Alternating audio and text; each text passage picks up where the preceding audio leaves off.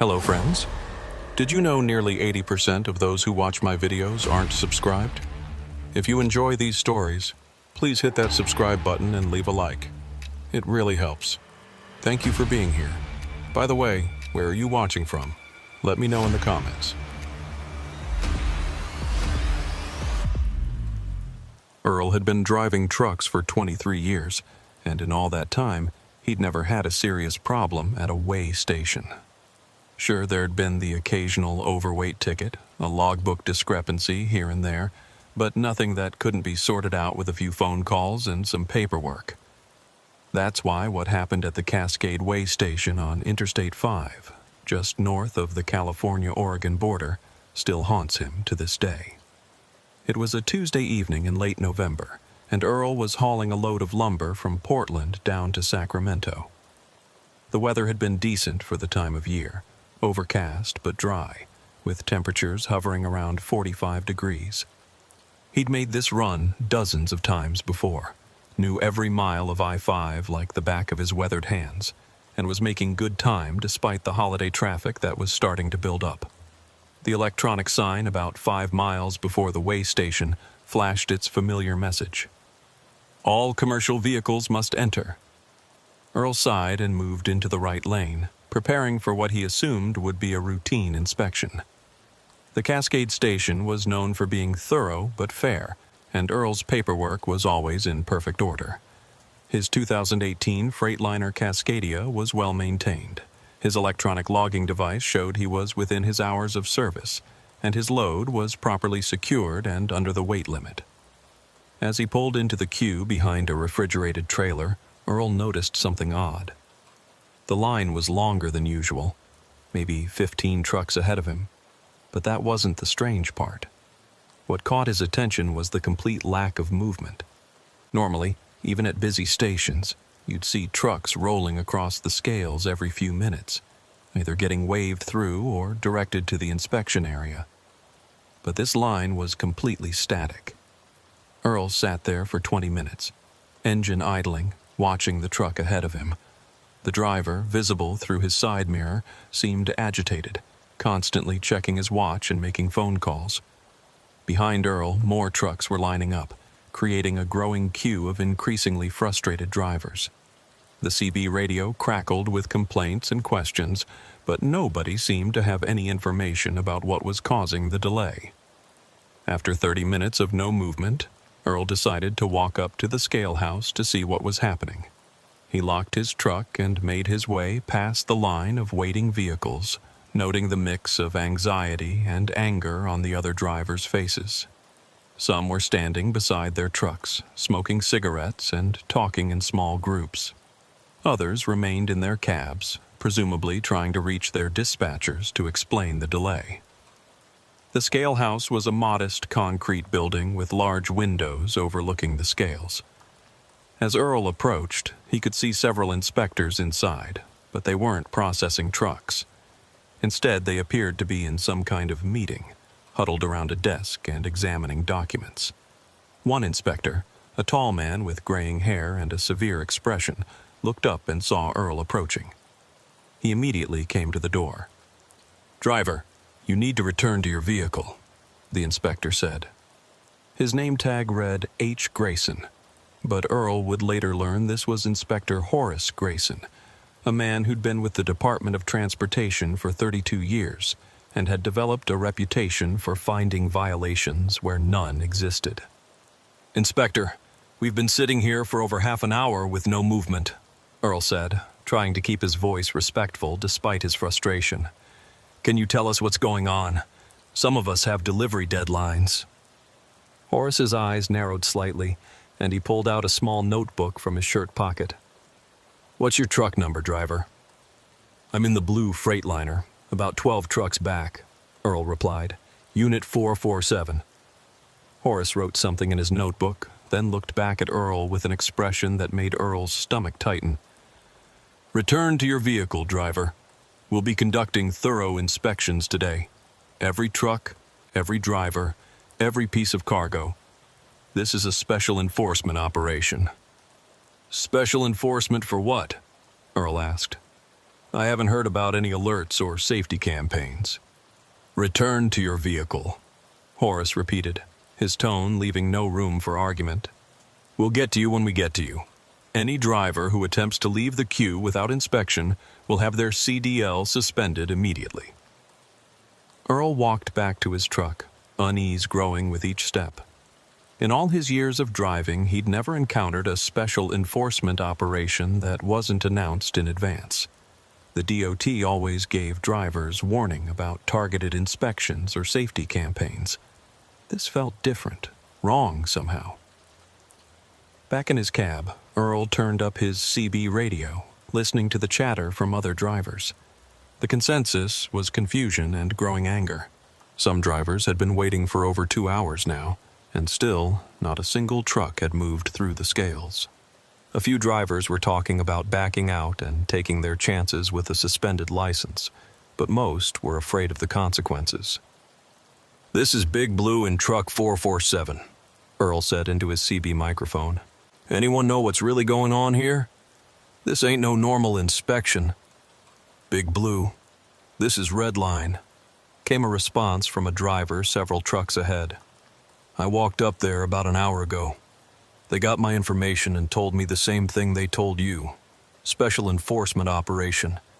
But I've been sitting here since 1 o'clock, and that's going on 3 hours now. 3 hours?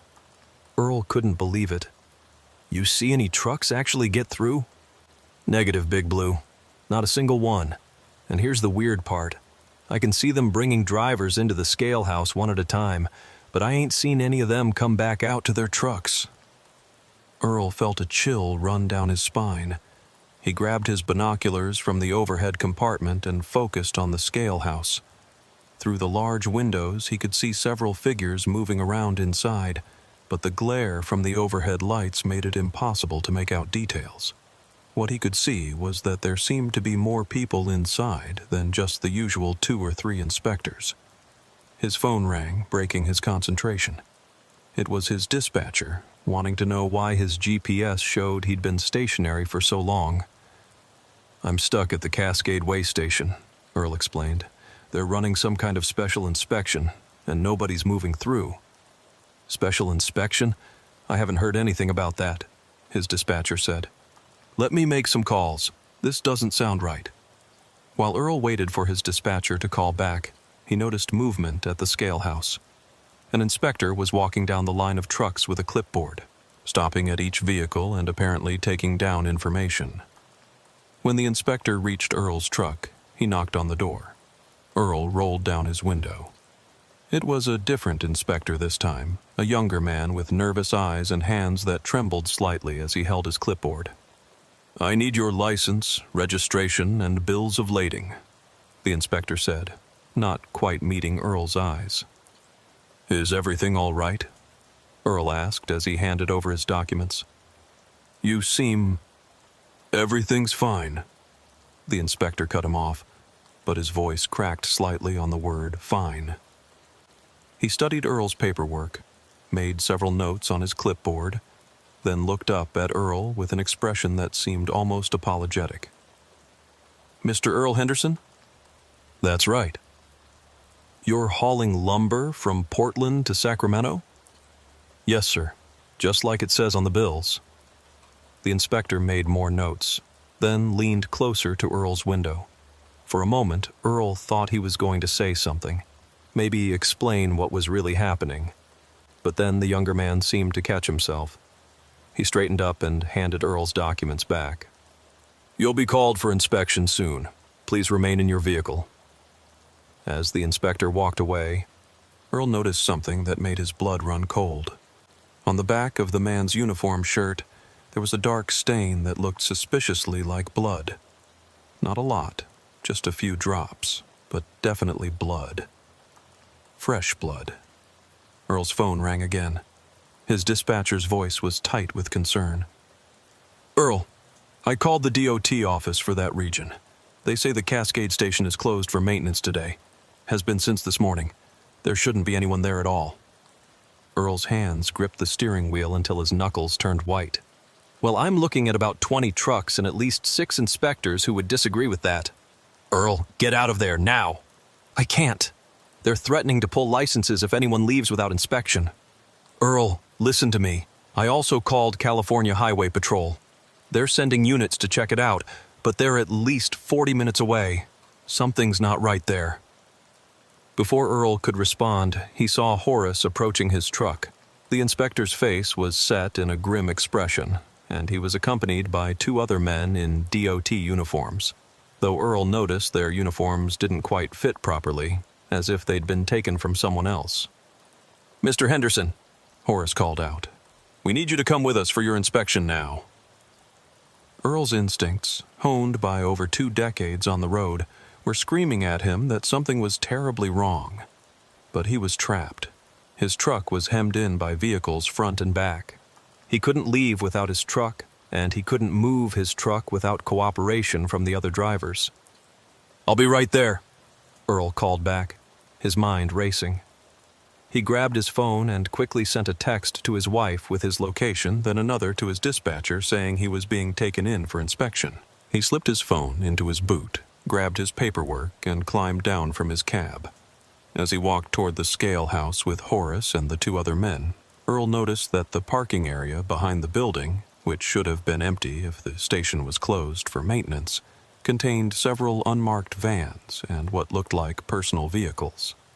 None of them had government plates. Inspector Grayson, Earl said, trying to keep his voice steady. My dispatcher just called and said this station is supposed to be closed today. Horace didn't break stride. Your dispatcher was misinformed. They reached the door to the scale house, and one of the other men held it open. The moment Earl stepped inside, he understood why none of the other drivers had returned to their trucks.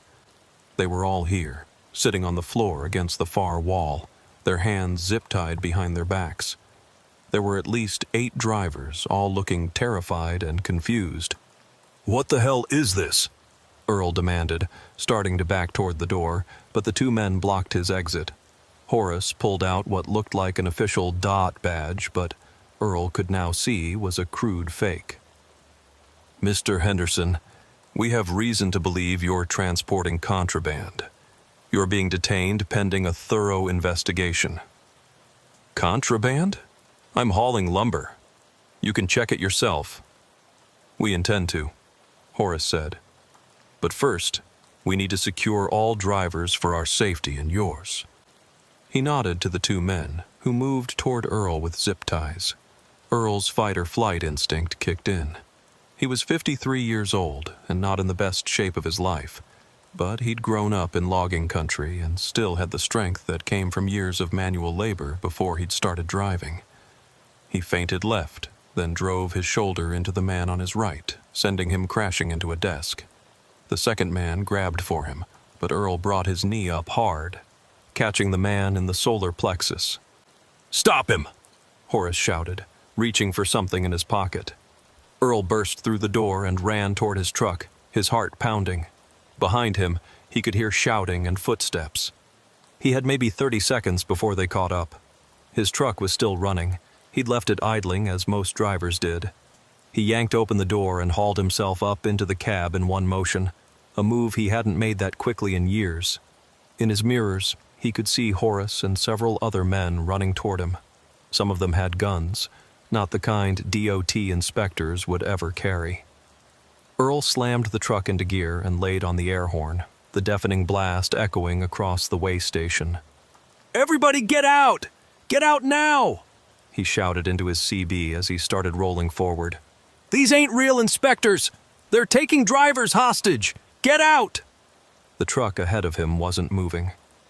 Earl could see the driver inside, frozen with indecision. Earl pulled alongside him, still laying on the horn. Move! Move! Move! He screamed out his window. Finally, other drivers started to respond. Engines roared to life. Air horns blasted. The careful order of the truck queue dissolved into chaos as drivers realized they were in danger. Earl saw the refrigerated truck ahead of him lurch forward, the driver apparently deciding that whatever consequences came from leaving would be better than whatever was happening in that scale house. Earl followed, pushing his truck harder than was safe, feeling the loaded trailer sway dangerously as he took the curve back onto the interstate. In his mirrors, he could see other trucks following, a convoy of frightened drivers fleeing whatever had been planned for them. But he could also see that not all the trucks were moving.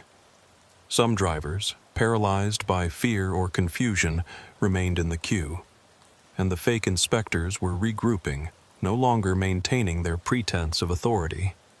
Earl grabbed his CB microphone with a shaking hand.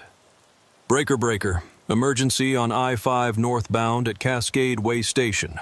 Armed men posing as DOT inspectors are taking drivers hostage. Need immediate police assistance. This is not a drill. Repeat, this is not a drill." He repeated the message several times as he drove, his speedometer climbing past 70, then 75. Other drivers were joining in on the CB, confirming what they'd seen, warning approaching trucks to avoid the station. The airwaves erupted with chatter as the word spread up and down the interstate. About 10 miles from the way station, Earl finally felt safe enough to pull over at a rest area. His hands were shaking so badly he could barely hold his phone as he called 911. Other drivers who'd escaped were pulling in around him, their faces showing the same mix of relief and terror that Earl felt. The California Highway Patrol arrived 15 minutes later, followed by Oregon State Police and eventually the FBI. Earl gave his statement multiple times, describing Horace, the fake inspectors, the drivers held captive inside the scale house. Other drivers corroborated his story, and soon the rest area looked like a crime scene investigation.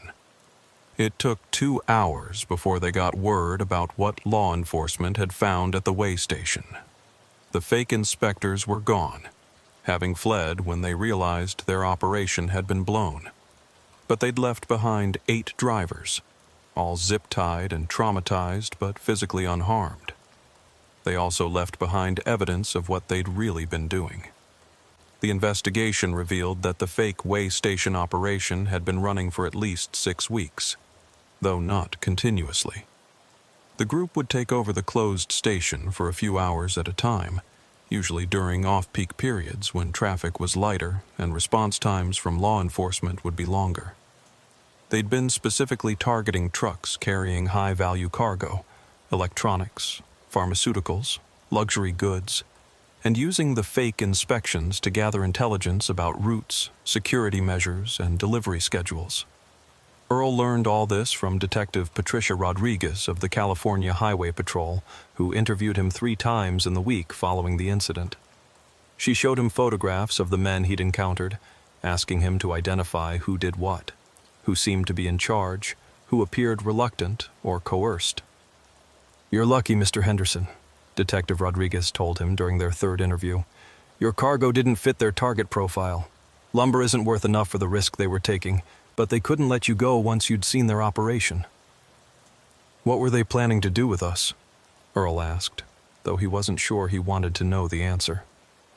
"Based on what the detained drivers told us and evidence we found at the scene, they would have held you until they'd finished processing all the high-value targets. Then..." She paused, choosing her words carefully. "The drivers would have been transported elsewhere. We found evidence suggesting connections to human trafficking operations." Earl felt sick. Human trafficking? These weren't just cargo thieves, Mr. Henderson. This was a sophisticated criminal organization with multiple revenue streams. Steal the valuable cargo, sell the truck and the driver. Well, there's always demand for forced labor, especially workers who already have specialized skills like commercial driving. The thought of what could have happened, what nearly did happen, kept Earl awake for weeks afterward. He'd replay the incident in his mind, wondering what would have occurred if he hadn't fought back, if he hadn't raised the alarm. How many drivers would have disappeared into whatever dark network these criminals operated? The man calling himself Inspector Horace Grayson was never found. The FBI discovered that the real Horace Grayson had been a DOT inspector who'd died 5 years earlier. Someone had stolen his identity, used his reputation and records to create a convincing fake persona. The other men involved were eventually identified as members of a West Coast crime syndicate with operations spanning from Mexico to Canada. 3 weeks after the incident, Earl was back on the road. His company had offered him time off, even suggested he might want to consider local routes instead of long haul, but Earl refused. He wouldn't let those criminals take his livelihood from him. But things were different now. He was different. Every way station became a source of anxiety. Every time he saw those flashing signs requiring commercial vehicles to enter, his hands would start sweating, his heart rate would spike. He'd verify the station's operational status on his phone, call ahead when possible, and always keep his doors locked until he was absolutely certain the inspectors were legitimate. One evening, about 2 months after the incident, Earl was approaching a way station on I-5 in Northern California. It was a different station, one he'd been through hundreds of times before, but as he pulled into the queue, he felt the familiar tightness in his chest. There were only 3 trucks ahead of him, and they were moving through quickly, but Earl couldn't shake the feeling that something was wrong. He studied the inspectors through his windshield, looking for anything out of place. Their uniforms fit properly. Their movements were routine, professional. The equipment looked official. But Earl had learned that appearances meant nothing. The criminals at Cascade had looked official too. When it was his turn to cross the scales, Earl's hands gripped the steering wheel so tightly his fingers went numb. The inspector waved him through without incident, but Earl didn't relax until he was miles away from the station. This was his new normal. Constant vigilance, perpetual suspicion, never quite feeling safe in places that should have been routine. 6 months after the Cascade incident, Earl received a call from Detective Rodriguez. They'd made arrests. Not the ringleaders, but several lower-level members of the organization. One of them had agreed to testify in exchange for a reduced sentence, and his testimony revealed the full scope of the operation. They'd been planning this for over a year, Detective Rodriguez explained. They had inside information from someone in the transportation department, someone who could tell them when stations would be closed, which inspectors were on vacation, all the details they needed to make their fake operation convincing. "Did you find the insider?" Earl asked. "Still working on it, but Mr. Henderson, I need to warn you about something. The man who testified mentioned your name specifically. You disrupted a major operation, cost them potentially millions of dollars. These people have long memories." Earl felt a cold dread settle in his stomach. "Are you saying I'm in danger?" "I'm saying you should be careful. Vary your routes when possible. Don't stick to predictable patterns. And if you see anything suspicious, anything at all, don't hesitate to call law enforcement." The warning changed everything. Earl had already been struggling with anxiety about way stations, but now he had to worry about retaliation. He started carrying a gun, something he'd never done in over 2 decades of driving. He varied his routes, sometimes adding hours to his trips just to avoid predictability. He installed additional locks on his truck, security cameras, GPS trackers that would alert his family if he stopped moving for too long. But the worst part was the isolation. Earl had always been a social driver, someone who enjoyed the camaraderie of truck stops, the conversations over coffee at 3 a.m., the community of the road. Now he kept to himself, suspicious of friendly strangers, always wondering if that driver asking about his route was just making conversation or gathering intelligence. One night, parked at a truck stop in Oregon, Earl was startled awake by someone trying his door handle. His hand immediately went to the gun beside his bed, but before he could react, the person moved on.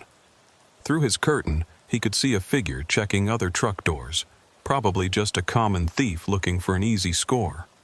But Earl didn't sleep the rest of the night, sitting up with his gun in his lap, watching the shadows move across his windshield. The paranoia was exhausting. Every unexpected knock on his door, every vehicle that seemed to follow him for too long, every unfamiliar face at a regular stop became a potential threat. His wife begged him to quit, to find a different job, but Earl was stubborn. He'd been driving trucks since he was 21 years old. It was all he knew, all he wanted to do. He wouldn't let criminals take that from him. A year after the Cascade incident, Earl got word that they'd finally arrested the ringleader. Not Horace, that identity remained a mystery, but the man who'd organized and funded the operation. He was caught in a different scheme, something involving stolen military equipment, and the investigation had led back to the way station plot. Detective Rodriguez called Earl with the news. "He's looking at federal charges, Mr. Henderson. Multiple life sentences. The organization is essentially dismantled." "What about Horace?" Earl asked. "Still in the wind. But without the organization backing him, he's just another fugitive. I don't think you need to worry about him anymore." But Earl did worry. Late at night, driving through the darkness with nothing but his headlights cutting through the void, he'd think about Horace out there somewhere. Did he blame Earl for ruining his operation? Was he planning revenge? Or had he moved on to other schemes, other victims? The encounter with the fake inspectors had taught Earl something that 23 years on the road hadn't. The thin line between order and chaos, between safety and danger, between legitimate authority and criminal deception. The uniforms, badges, and procedures that were supposed to protect drivers could be mimicked, weaponized, turned against them. Trust, once broken, was almost impossible to rebuild. Earl kept driving for another 2 years after the Cascade incident. But it was never the same. The joy was gone, replaced by a constant state of hypervigilance that left him exhausted and irritable. He started making mistakes, missing exits, forgetting to log hours properly, small things that added up over time. His company was understanding, but Earl knew he was becoming a liability. The final straw came at a way station in Washington State. It was a completely routine inspection, nothing suspicious about it at all. But as the inspector approached his truck, Earl had a panic attack. His vision tunneled, his chest felt like it was being crushed, and he couldn't breathe. The inspector, alarmed, called for medical assistance. Earl spent the night in a hospital, hooked up to monitors, being told by doctors that his body was fine, but his mind was struggling to process trauma. That's when Earl finally admitted what his wife, his dispatcher, and his friends had been telling him for months. He needed help. The criminals at Cascade had stolen more than just the cargo they'd targeted. They'd stolen Earl's sense of safety, his trust in the system, his love for the open road. Earl started seeing a therapist who specialized in trauma. Slowly, painfully, he began to process what had happened to him. The therapist helped him understand that his hypervigilance, while exhausting, had been his mind's way of trying to protect him from a threat that had been very real. The paranoia, the anxiety, the constant fear, these weren't weaknesses. They were survival mechanisms that had outlived their usefulness. But understanding and overcoming were two different things. Earl still struggled with way stations, still felt his heart race when he saw DOT uniforms, still checked and rechecked the legitimacy of every official-looking person he encountered. The road, which had once been his freedom, had become his prison. 3 years after the Cascade incident, Earl made a decision that surprised everyone, including himself. He would go back to the Cascade way station, not to drive through it. The station remained closed, permanently shut down after what had happened, but to confront the place where his life had changed. His wife insisted on coming with him. They drove up in their personal vehicle on a clear October morning, the fall colors painting the mountains in shades of gold and red.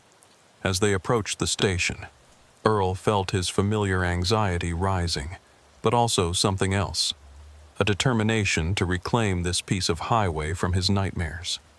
The way station looked abandoned. Weeds grew through cracks in the pavement. The scale house windows were boarded up. Graffiti covered the walls. The state had decided it was easier to build a new station elsewhere than to try to rehabilitate this one after what it had become synonymous with. Earl parked in the same spot where his truck had been that November day. He walked the path he'd taken to the scale house, remembering the moment he'd first seen Horace, the growing unease as things hadn't added up, the terror when he'd seen the other drivers zip-tied on the floor. "This is where I fought them off," he told his wife, standing by the door. "Right here. If I'd just gone along with it." "But you didn't," she said, taking his hand. "You saved yourself and those other drivers. You're a hero, Earl." Earl didn't feel like a hero. Heroes in movies walked away from their victories unchanged, ready for the next adventure. Earl had walked away broken, suspicious, unable to trust the very systems he'd relied on for over 2 decades. But standing there, in the place where it had all happened, he felt something shift inside him. The station wasn't a monster's lair. It was just an abandoned building. Horace and his crew weren't supernatural villains. They were criminals who'd been caught and punished. The fear Earl had been carrying wasn't protecting him anymore. It was just weighing him down. As they were leaving, Earl noticed something that stopped him in his tracks. There was a small memorial plaque that had been installed near the entrance to the station. It read, "In recognition of the brave drivers who stood against criminal deception and protected their fellow truckers, your courage saved lives." Below the inscription were 8 names, the 8 drivers who'd been held hostage and rescued thanks to Earl's actions. Earl's own name was at the bottom, set apart with the words, "Earl Henderson, the driver who sounded the alarm." Earl stood there for a long time, reading and rereading those words. He'd been so focused on what had been taken from him that he'd forgotten what he'd accomplished. 8 men had gone home to their families because Earl had fought back. How many more had been saved because the criminal operation had been exposed? On the drive home, Earl was quiet, processing everything he'd seen and felt. His wife didn't push him to talk, understanding that some journeys had to be traveled alone, even when you were sitting right next to someone. That night, Earl made a decision. He would return to trucking, but not as a long-haul driver. Instead, he would become a trainer, teaching new drivers not just how to handle their rigs, but how to stay safe in an industry where danger didn't always come from the obvious places. Earl's new role with his company put him in charge of safety training, with a special focus on security awareness. He developed a program called Trust But Verify, teaching drivers how to confirm the legitimacy of authority figures, how to recognize suspicious situations, and most importantly, how to respond when something didn't feel right. In his presentations, Earl would tell his story, not holding back the fear, the trauma, or the long recovery. He wanted new drivers to understand that the dangers they faced weren't just about jackknifed trailers or icy roads. Sometimes the danger came dressed in a uniform, carrying a clipboard, claiming to be there to help. "Your instincts are your best defense," Earl would tell his classes. "If something feels wrong, it probably is. Don't be afraid to question authority. Don't be afraid to verify credentials. And don't ever be afraid to run if you need to." He taught them practical skills, how to verify if a weigh station was really open, how to check if an inspector's credentials were legitimate, how to maintain communication with dispatch during any official stop. But more than that, he taught them to trust themselves, to value their safety over compliance, to understand that no load, no deadline, no threat to their CDL was worth risking their lives. One day, about 6 months into his new role, Earl got an unexpected visitor. A young driver named Marcus came to his office, nervous and shaking. He'd just come from a weigh station where something hadn't felt right. The inspectors had seemed off, their questions too probing, their interest in his cargo too specific. Remembering Earl's training, Marcus had excused himself to use the bathroom, called dispatch to verify the station was really conducting inspections, and when he couldn't get confirmation, he'd left. "They threatened my license," Marcus said. "Said they'd make sure I never drove again, but I remembered what you said about trusting my instincts." Earl called his contacts at the highway patrol, and within hours they'd uncovered another fake inspection scam, this one targeting refrigerated trucks carrying pharmaceuticals. Marcus's vigilance had prevented another criminal operation from victimizing drivers.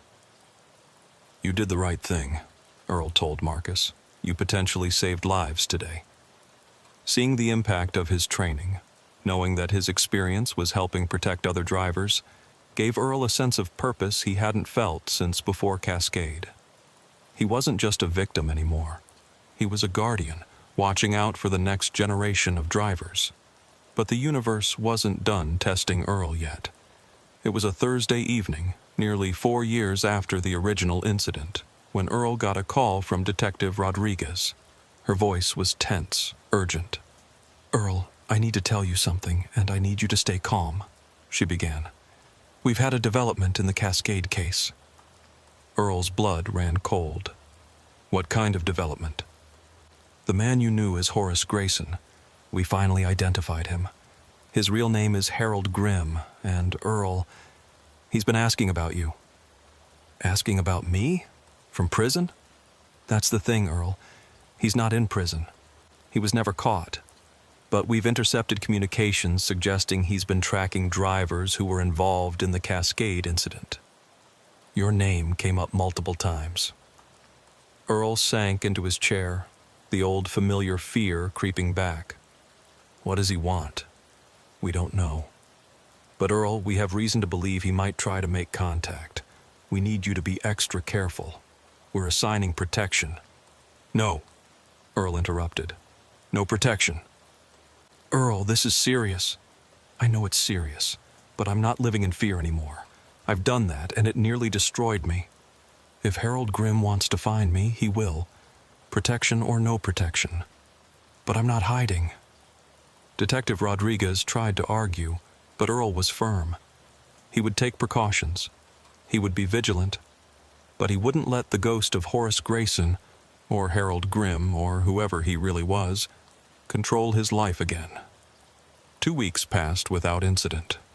Earl continued his training sessions, maintained his regular routines, though he did make some concessions to safety. He varied his routes to and from work, installed new security cameras at his home, and kept his gun within reach. But he refused to live like a prisoner.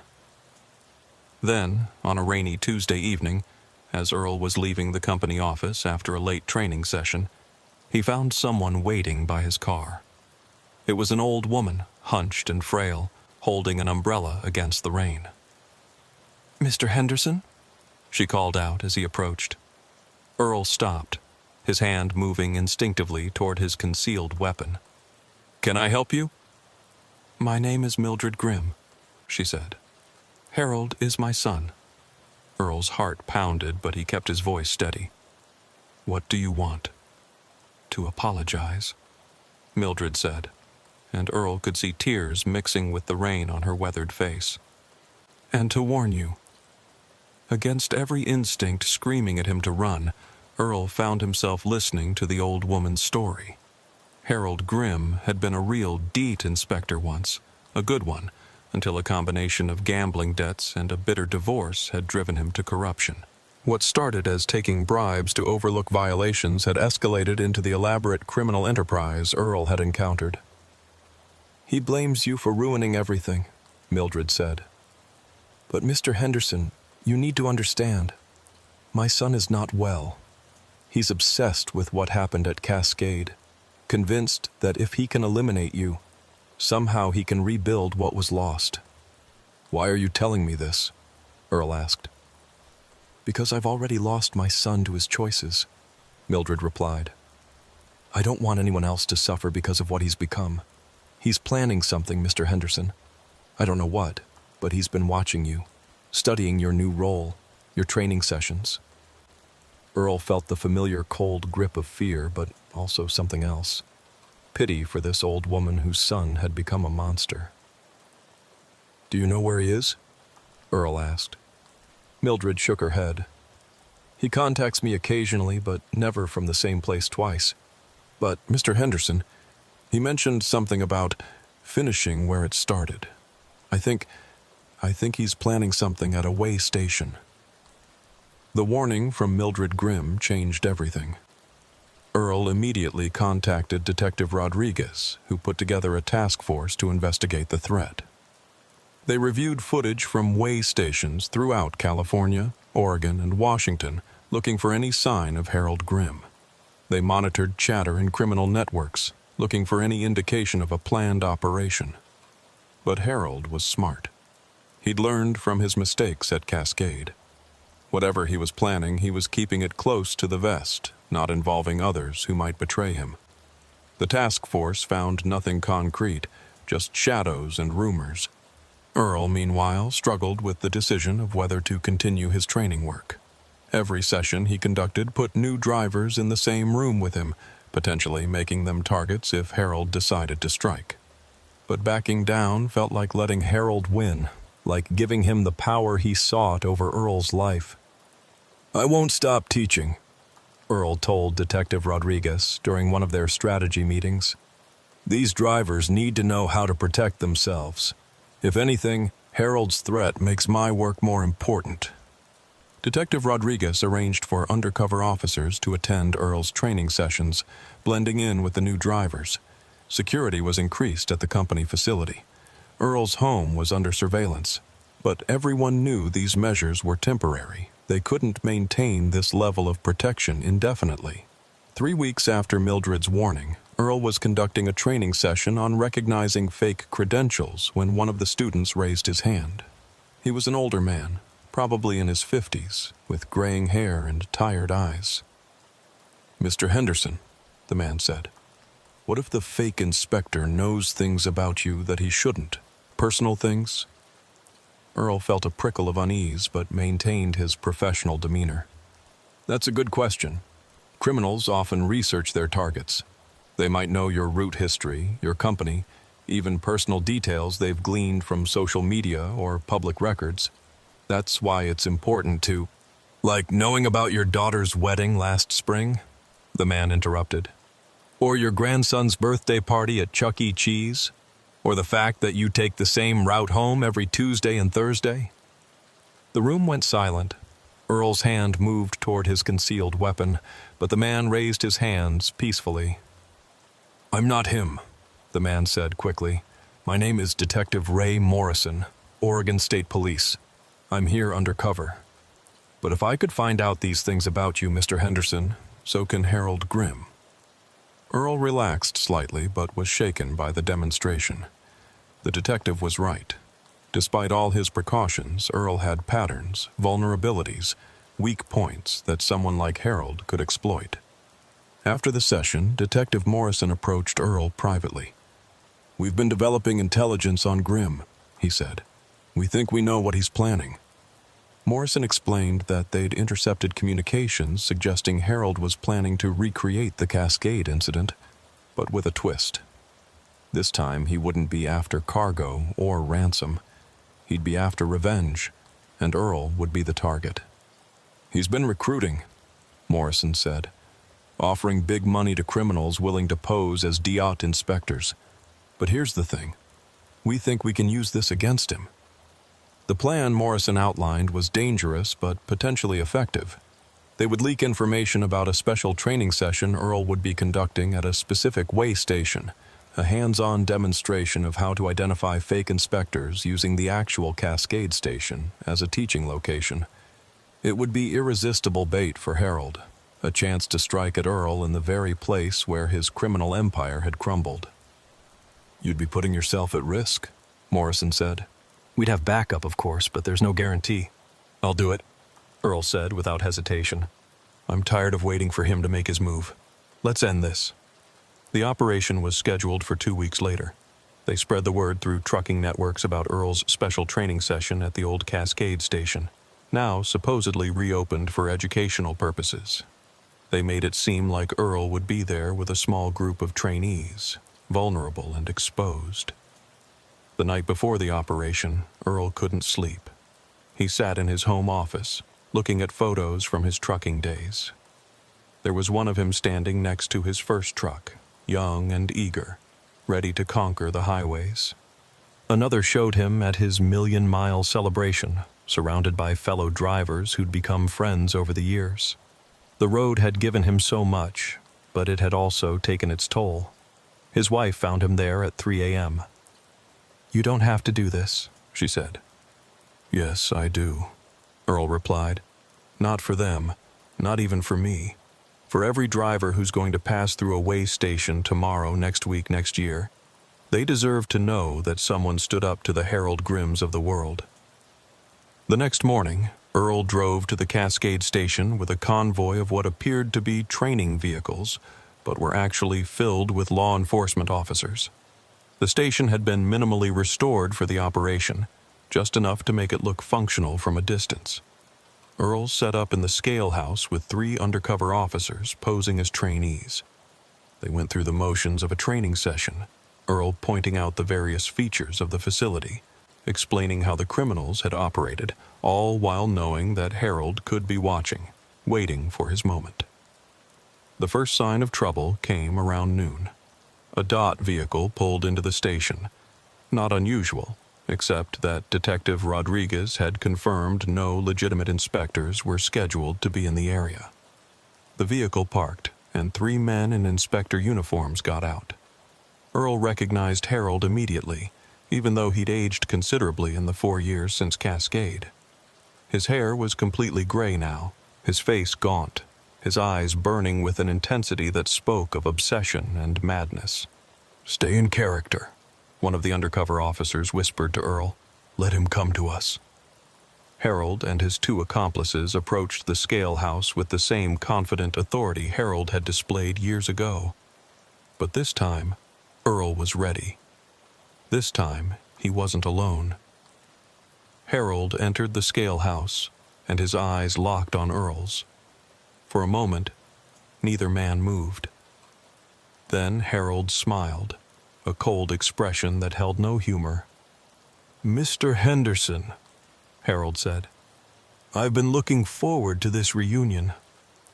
"Harold Grimm," Earl replied, surprised by how steady his voice was. "Or do you still prefer Inspector Grayson?" "Names are just tools, Mr. Henderson. Like badges, like uniforms, like the trust that drivers place in authority, all tools to be used by those smart enough to wield them." The undercover officers tensed, ready to act, but Harold hadn't made any overtly threatening moves yet. He seemed content to talk, to savor the moment he'd been planning for years. "You cost me everything," Harold continued. "My operation, my associates, my freedom. I've spent 4 years thinking about this moment." "You cost yourself everything," Earl countered. "The moment you decided to prey on innocent drivers, you sealed your own fate." Harold's composure cracked slightly. "Innocent? Nobody's innocent in this world, Henderson. Everyone's looking for an angle, a way to get ahead. I just found a better angle than most." "You found a way to exploit people's trust," Earl said. "That's not clever. It's pathetic." That did it. Harold's face contorted with rage, and he reached inside his jacket. But before he could draw whatever weapon he was reaching for, the undercover officers moved. In seconds, Harold was on the ground, hands cuffed behind his back, his 2 accomplices in similar positions. But Harold was laughing, a sound that sent chills down Earl's spine. "You think you've won, Henderson? You think this ends with me in handcuffs?" Detective Rodriguez and her team swarmed the station, having been waiting for the signal. As Harold was hauled to his feet, he looked at Earl with those burning eyes. "Every fake inspector, every criminal targeting truckers, they all know your name now, Henderson. You're the man who brought down the Cascade operation. You're the one who taught drivers to resist. You've painted a target on your back that will never go away." As they dragged Harold away, Earl felt a mix of relief and dread. Harold was right about one thing. Earl had become a symbol, both to the drivers he protected and the criminals who preyed on them. But standing there in the scale house where it had all begun, Earl made a decision. He would continue teaching. He would continue protecting drivers. And if that made him a target, so be it. Because the alternative, letting fear win, letting the Harold Grimms of the world operate unopposed, was unacceptable. The operation at Cascade was hailed as a success. Harold Grimm was sentenced to 25 years in federal prison, his accomplices receiving lesser sentences in exchange for testimony. The case became a textbook example of how law enforcement and the trucking community could work together to combat criminal exploitation.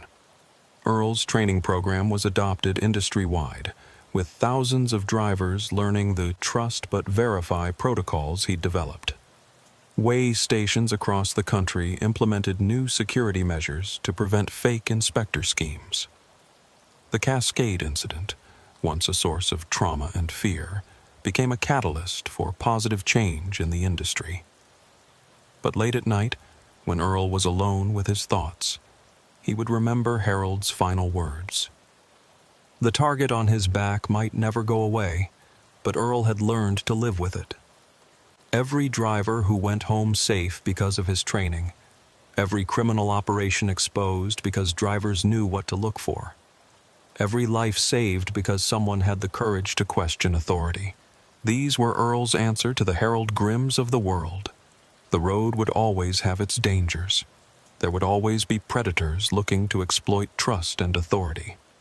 But now, thanks to Earl and the drivers who'd stood with him, the trucking community was ready. They were vigilant. They were prepared. And most importantly, they were no longer afraid. 5 years after the original Cascade incident, Earl stood once again at the abandoned way station. But this time, he wasn't alone. Hundreds of drivers had gathered for a memorial service, honoring not just those who'd been victims of criminal schemes, but celebrating those who'd fought back.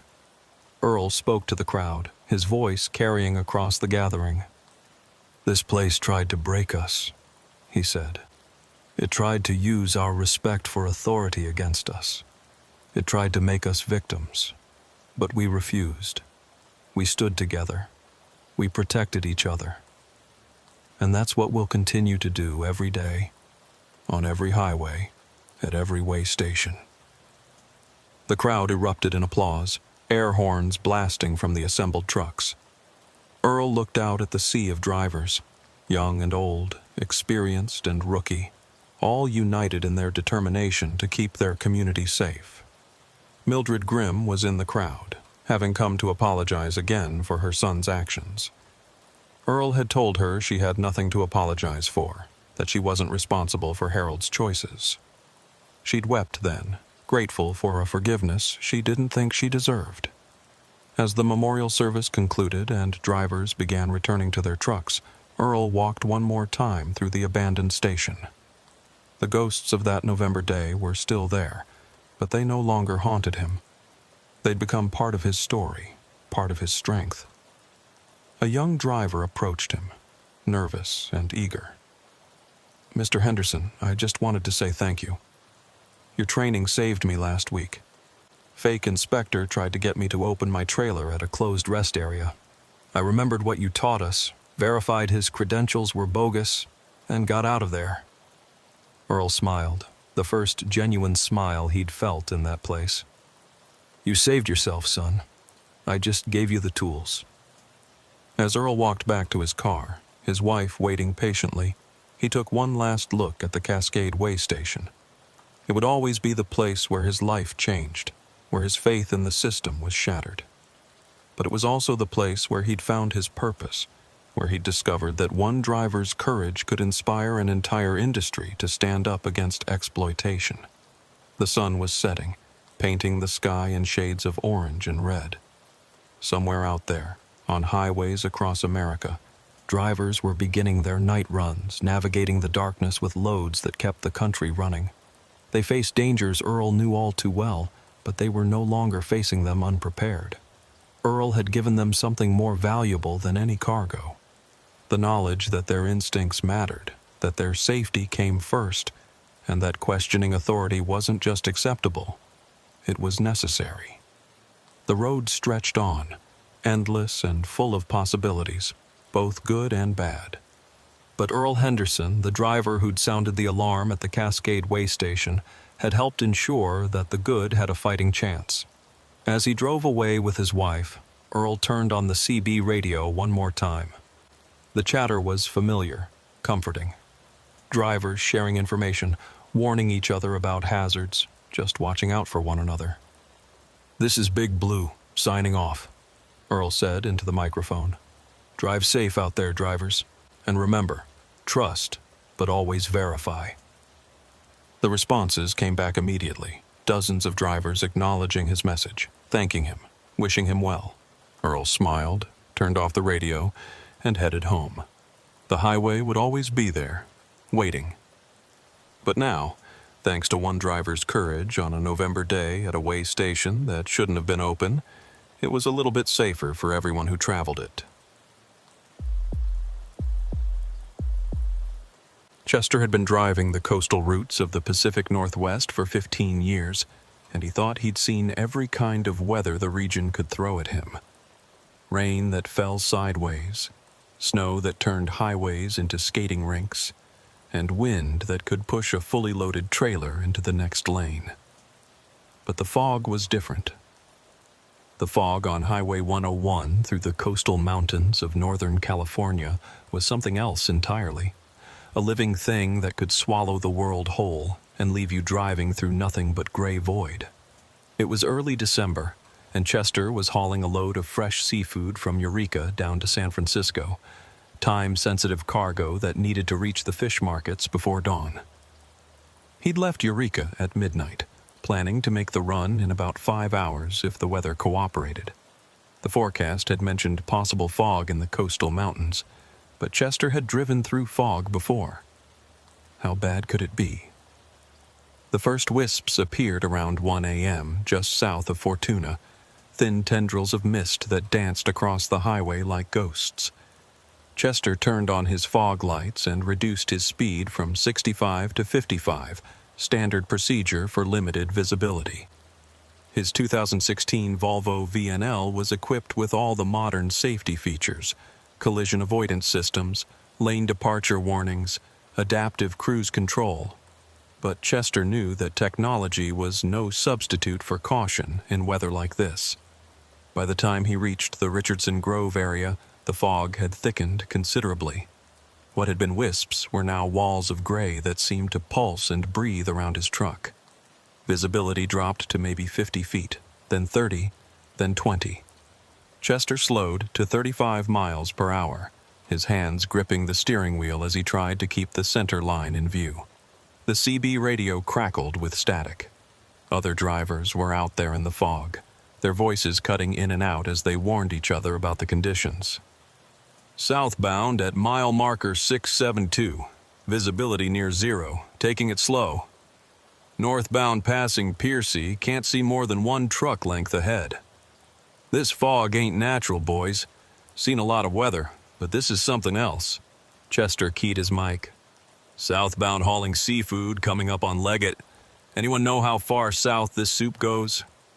There was a pause, then a voice Chester didn't recognize came through, clear despite the static that plagued everyone else's transmissions.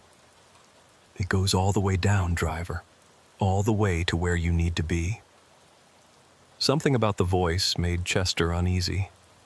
It was too calm, too clear, and what kind of answer was that anyway? He tried to respond, ask for clarification, but his radio just produced static. The fog grew denser as he climbed into the mountains. Highway 101 twisted and turned through the redwood forests, a challenging drive even in perfect conditions. Now, with visibility down to maybe 10 feet, every curve was a leap of faith. Chester's speed dropped to 20, then 15. His seafood delivery deadline was shot, but that was the least of his worries now. That's when he saw the taillights ahead. 2 red glows in the gray murk, maybe 20 feet in front of him.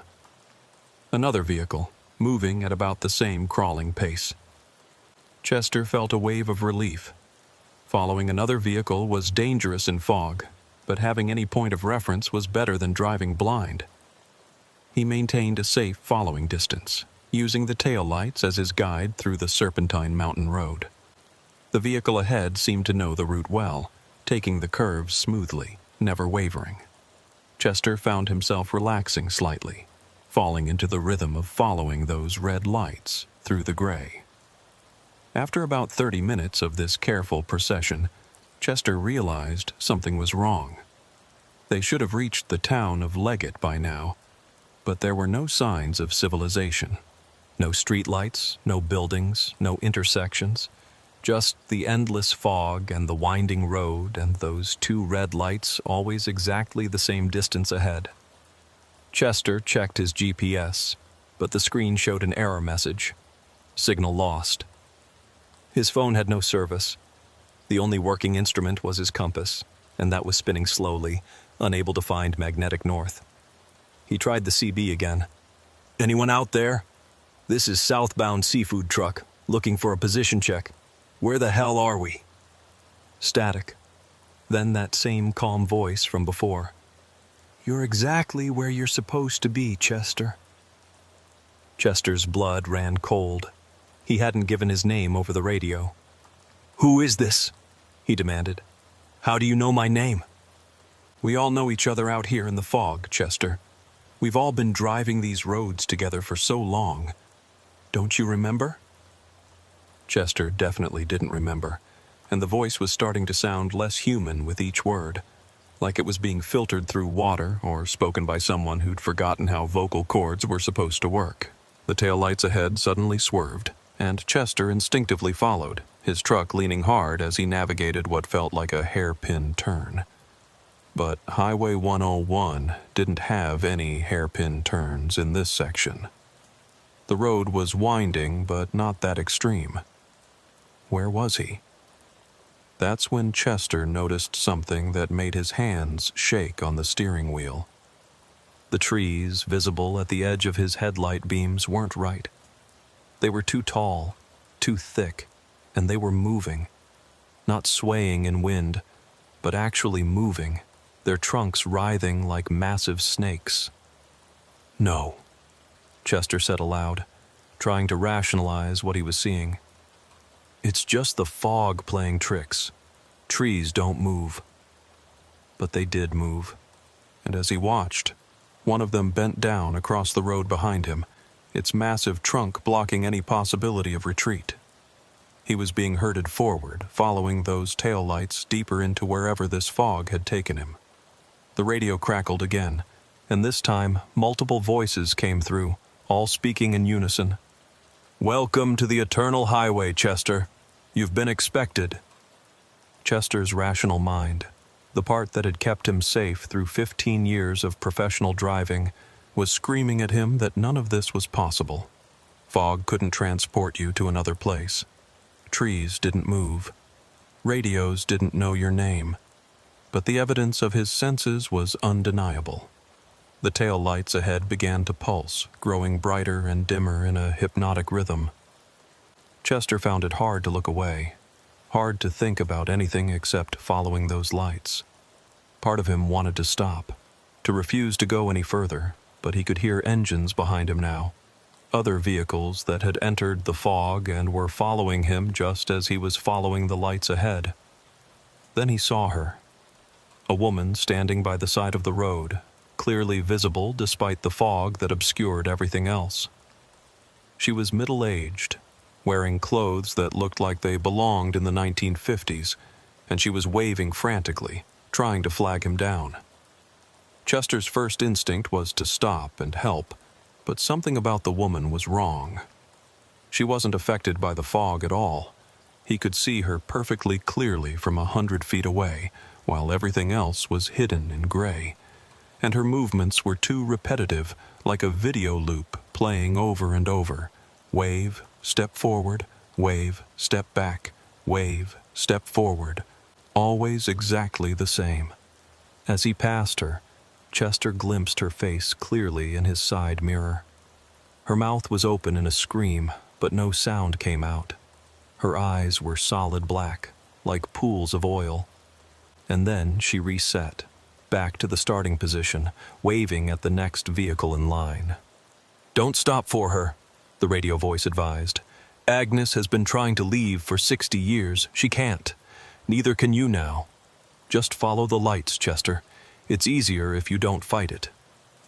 Agnes, the thing pretending to be a woman, had a name. That somehow made it worse. Chester's mind raced, trying to make sense of what was happening. He'd entered a fog bank on Highway 101, a normal if severe weather condition. But somewhere in that gray shroud, he'd crossed into something else. Another dimension? A parallel reality? A supernatural trap? The specifics didn't matter as much as the growing certainty that he was in serious danger. The road began to descend, which was wrong. Highway 101 climbed steadily through this section, gaining elevation as it crossed the coastal range. But Chester was definitely going downhill now, his jakebrake growling as he controlled his speed on the grade.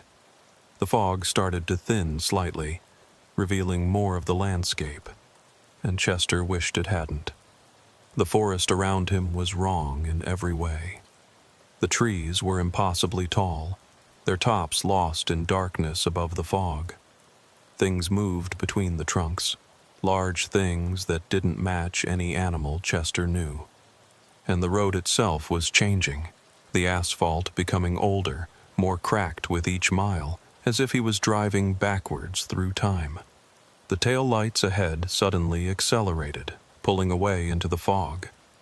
Chester pressed his accelerator to follow, but the lights disappeared entirely, leaving him alone on the deteriorating road. Behind him, the other vehicles that had been following were gone too. The convoy that had formed in the fog had dissolved, leaving Chester in solitude with only the gray mist for company. He checked his fuel gauge, 3/4 full, same as when he'd entered the fog 2 hours ago. His odometer hadn't moved either, still showing the same mileage as when he'd passed Fortuna. According to his instruments, he hadn't actually driven anywhere despite the clear sensation of movement and the changing landscape around him.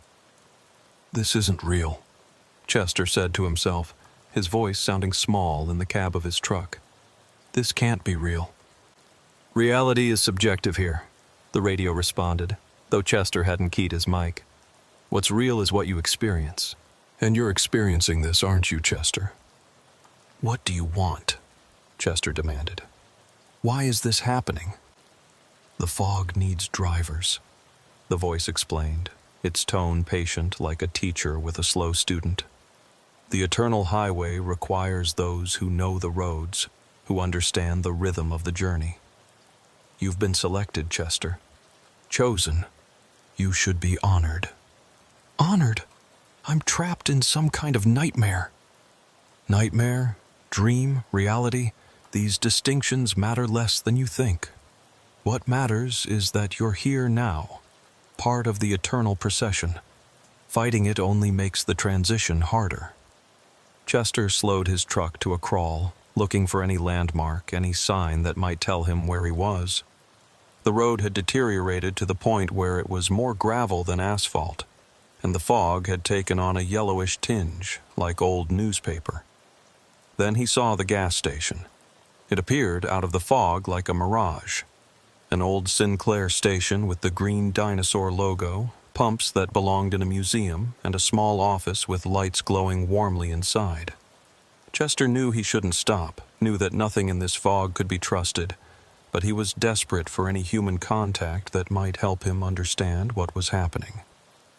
He pulled into the station, his modern truck looking absurdly out of place next to the vintage pumps. The moment he stopped, a man emerged from the office, elderly, wearing coveralls and a Sinclair cap, moving with the careful precision of someone who'd repeated the same actions thousands of times. "Evening, driver," the man said, approaching Chester's window. His voice was thin, reedy, like it was coming from very far away.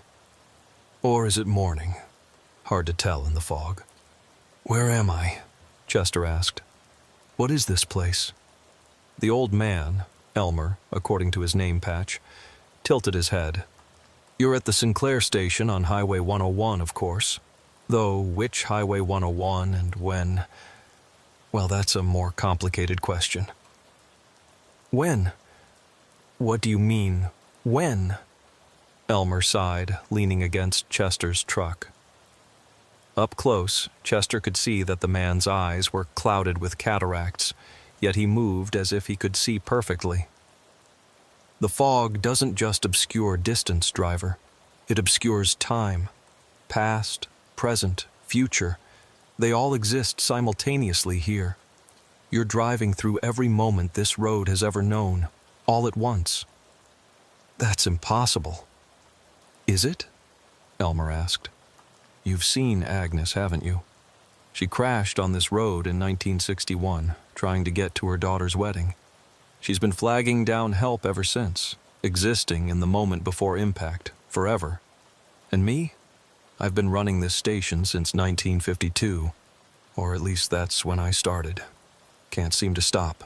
The fog won't let me. Chester's mind reeled. So, everyone here is dead? Dead, alive, somewhere in between. Categories lose meaning in the fog. What matters is that we're all part of the highway now, serving our purpose in the eternal procession. What about the taillights I was following? Who was that? Elmer's expression darkened. Best not to think about that too hard. Some things in the fog are better left unexamined. You follow the lights because that's what drivers do. Where they lead, well, every driver finds out eventually. I need to get out of here, Chester said. I have a delivery to make. I have a life outside this fog. We all had lives outside, Elmer said sadly. Jobs, families, destinations. But the fog chose us, and now we serve a different purpose. You'll understand in time. They all do. Chester started his engine.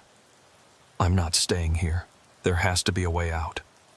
Elmer stepped back, that same sad expression on his weathered face. Drive safely, Chester. The fog is patient, but it doesn't like those who resist too strongly. And watch out for the ones who've been here longest. They're not quite human anymore. Chester pulled out of the station, looking back to see Elmer still standing there, watching him go. Then the fog closed in again, and the station vanished as if it had never existed. The road continued to deteriorate as Chester drove.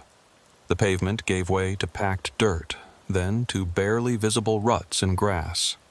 His truck bounced and shook, the sophisticated suspension struggling with terrain it was never designed for. The fog changed colors, yellow to green to a sickly purple that hurt to look at directly. The CB radio burst to life with a cacophony of voices, all talking at once. Been driving for 30 years, can't stop, can't...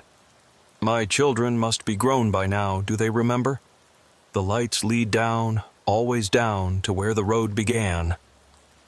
Don't trust the mechanic. He takes more than he fixes. Chester turned off the radio, but the voices continued, coming through despite the power being cut.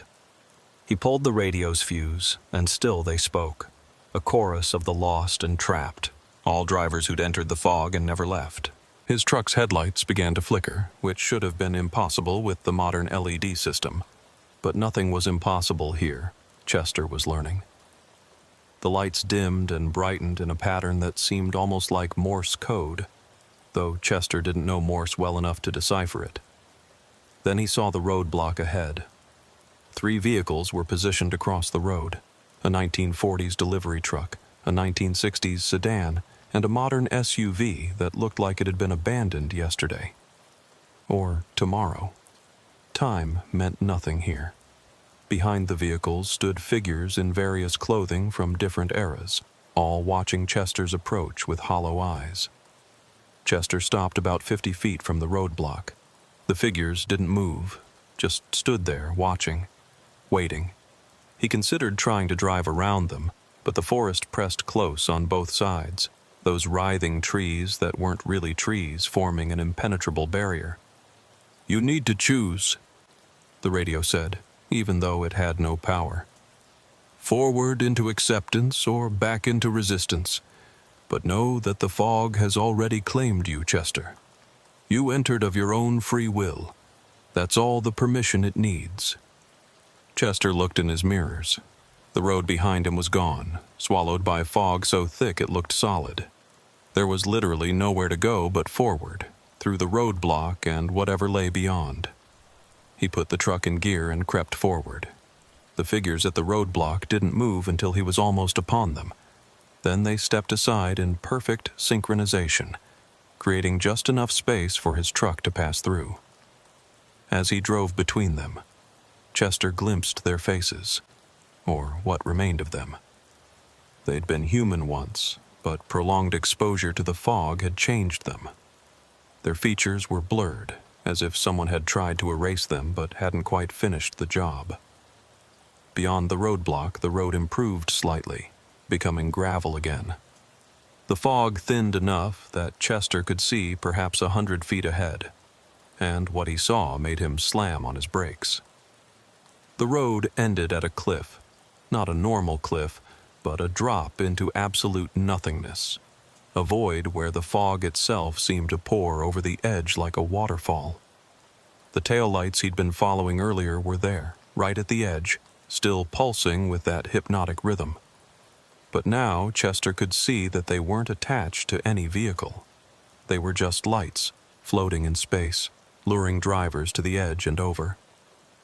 "This is the choice," the radio voice said. "Drive over and become one with the eternal highway, or turn back and drive the fog roads forever, never reaching any destination, never escaping, slowly becoming like those you passed at the roadblock." Chester sat in his truck, engine idling, staring at the void. His rational mind told him this was all impossible, that he was hallucinating or dreaming or had crashed somewhere back in the real fog. And this was his dying brain's attempt to make sense of things. But his hands on the steering wheel were real. The seafood in his trailer was real. He could hear the refrigeration unit humming. His fear was definitely real. "There has to be another way," Chester said to the voice in the radio. "There's always another way," the voice replied. "But it requires sacrifice. Are you willing to give up something precious to escape the fog?" "What kind of sacrifice?" "The fog feeds on memory, Chester. Give it your memories of the road, all of them. Every mile you've driven, every destination you've reached, every moment behind the wheel. Become someone who's never driven before, and the fog will have no claim on you." Chester sat at the edge of the void, considering the impossible choice. Give up his memories of driving, 15 years of experience, knowledge, and identity, or accept one of the fog's two endings: dissolution in the void, or eternal wandering on roads that led nowhere. His memories of the road weren't just professional experience. They were late-night conversations with other drivers, sunrises over mountain passes, the satisfaction of delivering critical supplies to communities that depended on truckers. They were who he was. Without them, would he even be Chester anymore? "I need time to think," Chester said to the radio. "Time is the one thing you have in abundance here," the voice replied. "The fog is patient." Chester put his truck in reverse and backed away from the cliff, then turned around and headed back toward the roadblock. The figures were gone, the abandoned vehicles too. The road stretched empty in both directions, though Chester knew that was an illusion. There was no real direction here, no actual destination, just the endless loop of fog-shrouded roads. He drove for what felt like hours, but could have been minutes or days. His fuel gauge never moved. His body never grew tired or hungry. The fog had suspended all normal biological needs, keeping him in a state of perpetual alertness, forever able to drive, but never able to arrive. Eventually, he came upon another driver. The truck was pulled over on what passed for a shoulder, hazard lights blinking. It was an old Peterbilt from the 1970s, painted in colors that had faded to suggestions of their former glory. The driver was standing beside it, an older black man in his 60s, wearing clothes that looked contemporary. "You're new," the man said as Chester pulled up alongside him. It wasn't a question. "Few hours," Chester replied. "Maybe. Hard to tell." Gets easier, or harder, depends on your perspective. The man extended his hand through Chester's window. Name's Marcus. Been here since 1987. Or maybe I arrived yesterday. Time's funny in the fog. Chester shook his hand, surprised by how solid and warm it felt. Chester. 2023, I think. Though that might not mean anything here. Marcus laughed, a sound that seemed too normal for this place. It means something.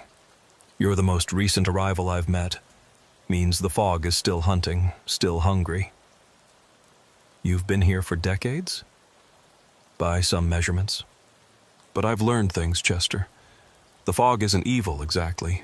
It's just necessary. Every road needs its ghosts, its legends, its warnings. We're part of the infrastructure now, as essential as the asphalt and the mile markers. That's insane. Is it? Think about all the trucking stories you've heard. Phantom drivers, mysterious helpers, warnings from nowhere. Where do you think they come from? We're the ones who flash our lights to warn about speed traps we passed 30 years ago. We're the voices on the CB telling drivers to check their brakes before descents that killed us. We're the guardian angels and the cautionary tales. Chester stared at Marcus, trying to process this. So we're stuck here to help other drivers? Some of us. Others become the hazards, like Agnes, forever trying to flag down help, causing accidents as drivers swerve to avoid her, or the taillights that lead to the cliff. The fog uses us according to our nature. And what's your nature? Marcus smiled sadly. I'm a warner. I try to help new arrivals understand their situation, maybe make better choices than I did. I drove off that cliff my first day here, thinking it would end things. Instead, I just became more bound to the fog. Now I can't leave this stretch of road, can't do anything but wait for drivers like you and try to explain. The voice on the radio said I could escape if I gave up my driving memories. Marcus's expression grew serious. That voice. Be careful with that one.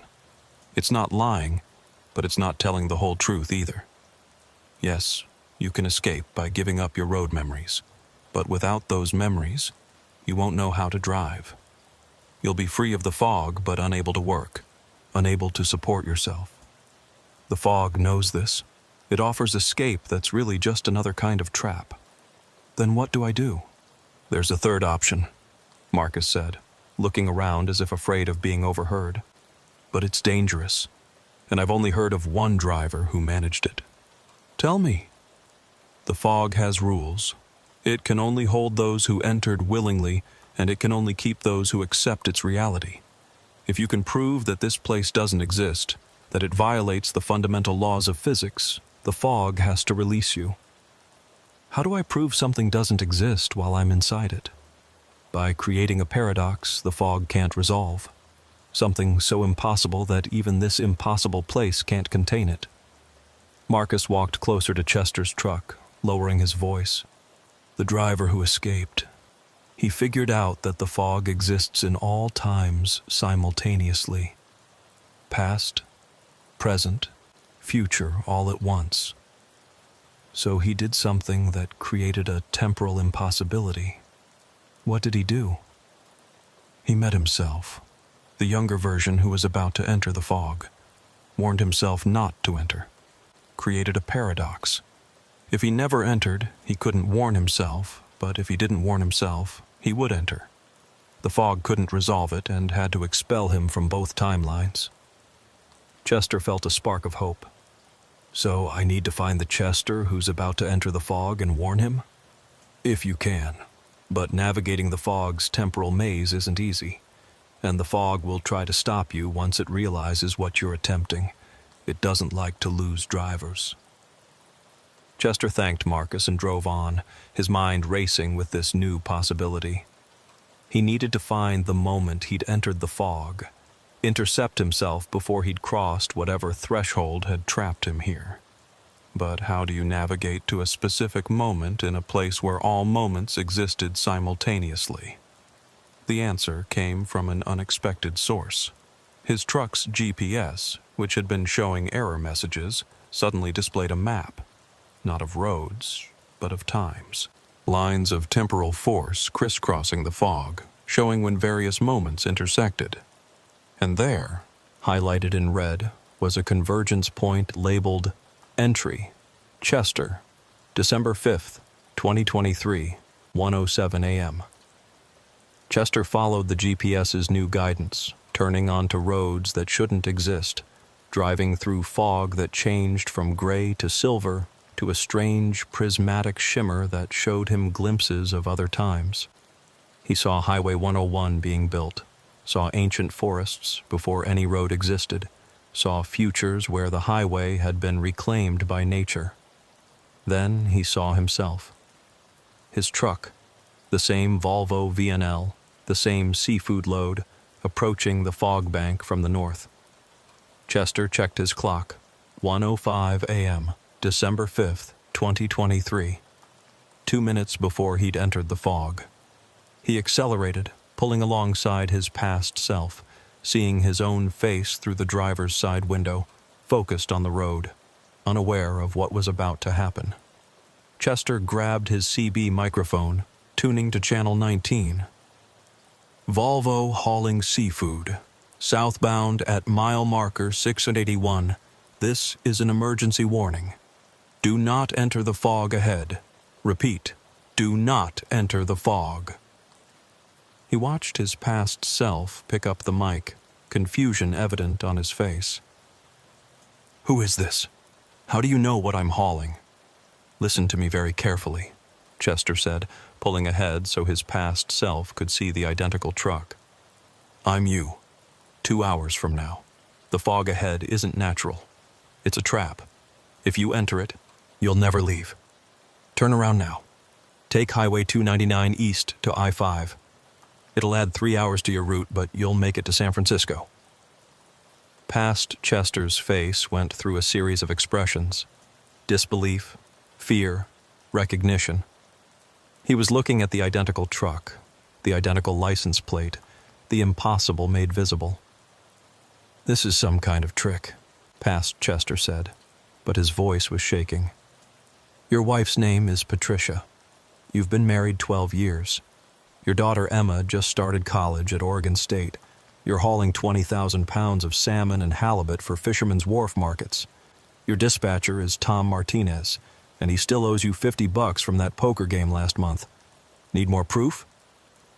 Past Chester was slowing down now, his truck falling back. The fog bank loomed ahead, a wall of gray reaching across the highway like grasping fingers. If you're really me, past Chester said, tell me something only I would know. Chester thought quickly. You're thinking about retiring in 5 years, buying that fishing boat you've had your eye on, the 1987 Grady White. You haven't told Patricia yet because you're not sure she'll approve of spending that much, but you've already picked out a name for it. Second Wind. That did it. Past Chester hit his brakes, his truck slowing to a stop just yards from the fog bank. Chester watched his past self sit there, staring at the wall of gray, then slowly begin to reverse, to turn around.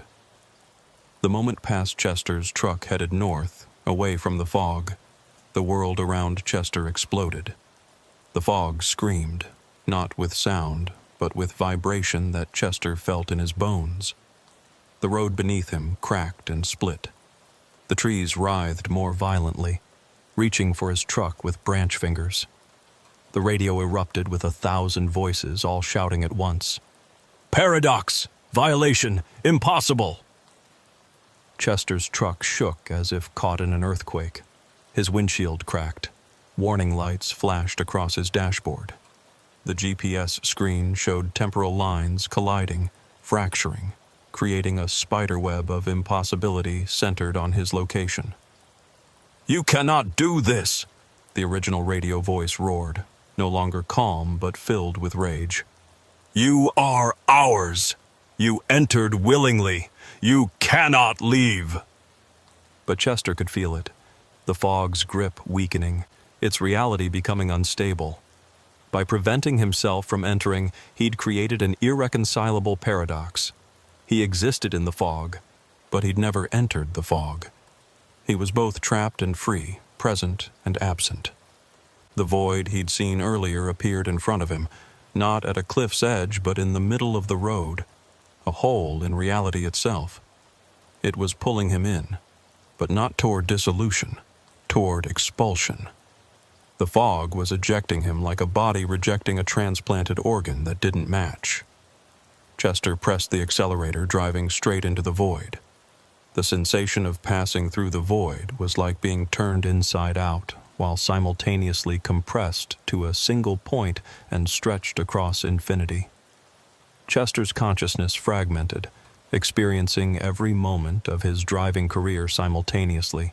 His first time behind the wheel of a big rig, every delivery, every sunrise, every cup of truck stop coffee, all at once. Then, suddenly, he was through. Chester found himself parked on the shoulder of Highway 101 just south of Leggett. His truck was off, the engine cold.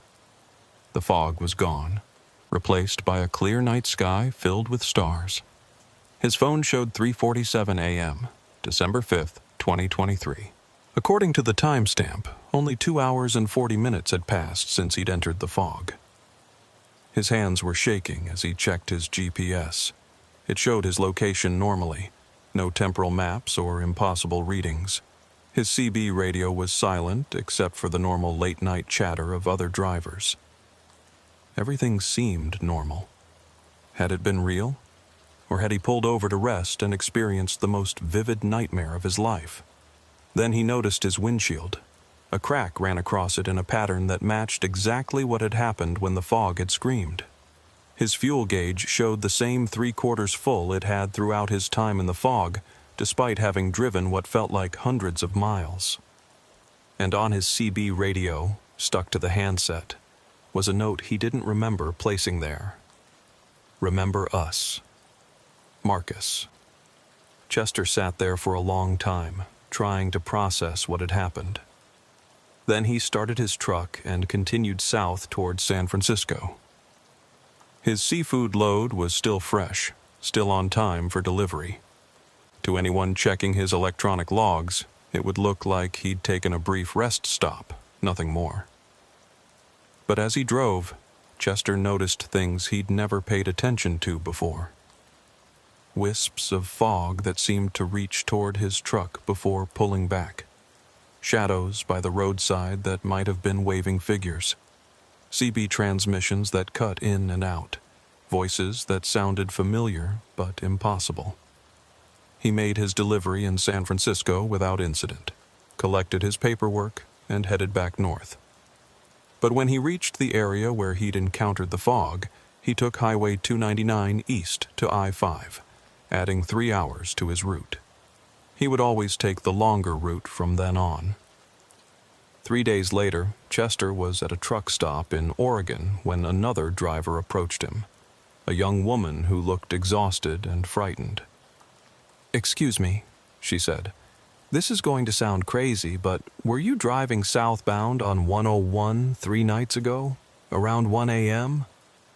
Chester's blood chilled. "Why do you ask?"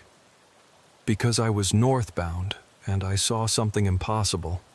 2 identical trucks, and one of them warned the other about fog. I entered that fog bank right after, and—" She paused, tears forming in her eyes. "I lost 6 hours. I don't remember anything except gray and voices and this feeling like I was being pulled somewhere else." "You got out?" "I don't know how. One moment I was lost. The next, I was parked at a rest area with no memory of stopping. But ever since, I keep seeing things. Shadows that don't match their sources. Radio voices that know my name. And last night I saw a woman by the road trying to flag me down, but she kept resetting like a broken video." Chester looked at the young driver, probably no more than 25, new to the profession, terrified by something she couldn't explain. "What's your name?" he asked. "Jennifer." "Jennifer, let me buy you a cup of coffee. There are some things you need to know about the fog." They sat in the truck stop diner until dawn, Chester explaining everything he'd experienced, everything Marcus had told him, everything he'd learned about the fog's nature and rules. Jennifer listened, her expression cycling through disbelief, recognition, and finally, a kind of grim acceptance. "So it's still out there," she said, "waiting for more drivers." "Always has been.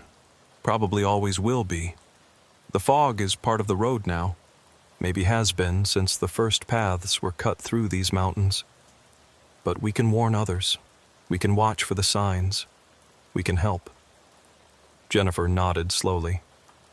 "Those voices on the CB, the ones that know things they shouldn't, are they all trapped drivers?" "Some of them. Others are like Marcus, trying to help. And some." Chester paused, remembering the tail lights leading to the cliff. "Some have become something else. Something dangerous."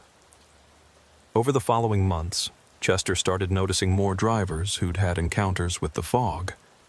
Most had lost only a few hours, escaping before being fully trapped. But they all described the same things: the voices, the moving trees, the woman who kept resetting, the feeling of being pulled into something vast and hungry. He started an informal network, drivers who'd experienced the fog watching out for others, warning about the danger zones, sharing information about when and where the fog was strongest. They called themselves the Fog Watchers, and their numbers grew steadily. One night, 6 months after his escape, Chester was driving a different route entirely, I-5 through Oregon, when his CB crackled to life with a familiar voice. "Chester, this is Marcus. Can you hear me?" Chester grabbed his mic, his heart racing. "Marcus? How are you reaching me? I'm nowhere near 101. "The fog extends further than you know, friend. Its roads connect to all roads eventually. I'm calling to warn you. The fog remembers you.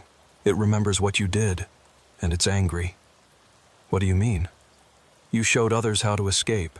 You created a network of watchers. The fog sees this as theft, taking what it considers rightfully claimed. It's going to try to reclaim you, Chester. Not just you, but all the fog watchers." "How?" "It's learning to extend beyond the coastal routes, patches of fog that appear on clear nights, sections of road that don't match the maps. Drivers are disappearing again, but not just on 101. Be careful, Chester. Watch for the signs, and whatever you do, don't follow any tail lights you don't recognize." The transmission ended with static, and Chester couldn't raise Marcus again. But the warning proved prophetic. Over the next few weeks, fog watchers reported encounters across the West Coast. Not just California, but Oregon, Washington, even inland into Nevada and Idaho. The fog was spreading, or maybe it had always been there, waiting for the right moment to expand its hunting grounds. Chester found himself at the center of an underground movement of drivers sharing information, posting warnings, developing strategies to identify and avoid the fog's traps. They created codes for the CB, signals to warn other drivers without sounding crazy to those who hadn't experienced it. 3 clicks of the mic meant fog ahead. 5 meant someone had disappeared. 7 was a call for all fog watchers to converge and attempt a rescue. But the fog adapted too. It learned their codes, mimicked their voices, created false warnings to lure drivers into traps. It was an arms race between an entity that existed outside normal reality and a group of truckers trying to protect their own. One night, Chester received a call from Jennifer. She was crying, barely coherent. "Chester, I saw him. My partner, David. He entered the fog 3 hours ago on 101 near Crescent City. I tried to warn him, but he thought I was being paranoid. The fog took him." "Where are you now?" "At the same spot. I can see the fog bank. It's just sitting there, waiting. Chester, I can hear him on the CB. He's calling for help, but his voice, it sounds wrong, like he's already changing." Chester was 4 hours away, but he started driving immediately. He put out the 7-click signal, and within minutes, other fog watchers were responding, converging on Jennifer's location. When Chester arrived, there were 8 trucks lined up along the highway, their lights piercing into a wall of fog that seemed to pulse with malevolent life. Jennifer was standing with the other drivers, her face drawn with fear and determination. "He's still in there," she said. "I can hear him every few minutes, but he doesn't sound human anymore." Chester approached the fog wall, stopping just inches from its surface. This close, he could see that it wasn't uniform. There were patterns in it, swirls and eddies that suggested movement within, and there were shapes, vague suggestions of vehicles and figures moving through the gray. "David," Chester called out. "David, if you can hear me, drive toward my voice." For a moment, nothing. Then, faintly, they heard an engine approaching. Headlights appeared in the fog, growing brighter. But as the vehicle emerged, Chester's hope turned to horror. It was David's truck, but it had been changed. The metal was partially translucent, as if it existed only partially in this reality. And David himself, visible through the cab window, was transforming. His features were blurring, becoming indistinct, matching those entities Chester had seen at the roadblock months ago. David's truck stopped halfway out of the fog, unable or unwilling to fully emerge. Through the CB, his voice came through, distorted and hollow. "Can't leave part of it now. The fog needs drivers. Always needs more." Jennifer started toward the truck, but Chester caught her arm. "That's not David anymore. Not entirely. If you touch him, the fog might claim you too. We can't just leave him." "We can try one thing," Chester said. He turned to the assembled fog watchers. "Everyone, turn on your lights. High beams, fog lights, everything. And start your engines." 8 trucks roared to life, their combined lights creating a wall of illumination that pushed against the fog. The fog recoiled, pulling back like a living thing avoiding pain. David's truck was pulled further out, and for a moment, Chester thought they might free him. But then the fog pushed back. It surged forward. Not just gray mist, but something darker, thicker, more substantial. It engulfed David's truck entirely, and when it receded, the truck was gone. No trace, no sound, nothing. David had been reclaimed. Jennifer fell to her knees, sobbing. The other fog watchers stood in stunned silence. They'd lost one of their own, despite all their precautions and knowledge. Chester helped Jennifer to her feet. "We need to leave, now. The fog is angry, and it might try to take more of us." As they returned to their trucks, Chester noticed something that chilled him more than anything else that night. In the fog bank, clearly visible, were taillights. Dozens of them, all pulsing in that hypnotic rhythm. But now he recognized the pattern. It was Morse code, repeating the same message over and over. "You can never leave the fog. Always wins." The fog had learned to communicate more directly. It was evolving, becoming more intelligent, more purposeful. And it had a message specifically for the fog watchers. Resistance was futile, but Chester refused to accept that. As he drove away with the convoy of fog watchers, he made a decision. They would document everything, every encounter, every escape, every loss. They would create a comprehensive guide to surviving the fog, distribute it to every truck stop, every driving school, every transportation company on the West Coast. The fog might be eternal, might be hungry, might be evolving, but so were they. And as long as there were drivers on the roads, there would be those who watched for the fog, warned about its dangers, and fought to keep their fellow truckers safe. Chester looked in his mirror one last time as they left the area. The fog bank remained, waiting, patient. But now he could see faces in it. Agnes still waving, Marcus watching sadly, and now David, newest addition to the eternal highway. "We'll find a way to free you all," Chester said quietly. "Someday, somehow, we'll find a way to break the fog's hold." Whether that was a promise he could keep, only time would tell. But Chester knew that his encounter with the fog had changed him forever. He was no longer just a truck driver hauling seafood up and down the coast. He was a guardian, a watcher, a warrior in a battle most people didn't even know existed. The road stretched on ahead, dark and full of hidden dangers. But Chester drove on, his lights cutting through the darkness, his CB radio crackling with the voices of other watchers, all of them united in their determination to protect those who traveled the haunted highways of the West Coast. And somewhere behind them the fog waited, patient and hungry, for the next driver to enter its gray embrace.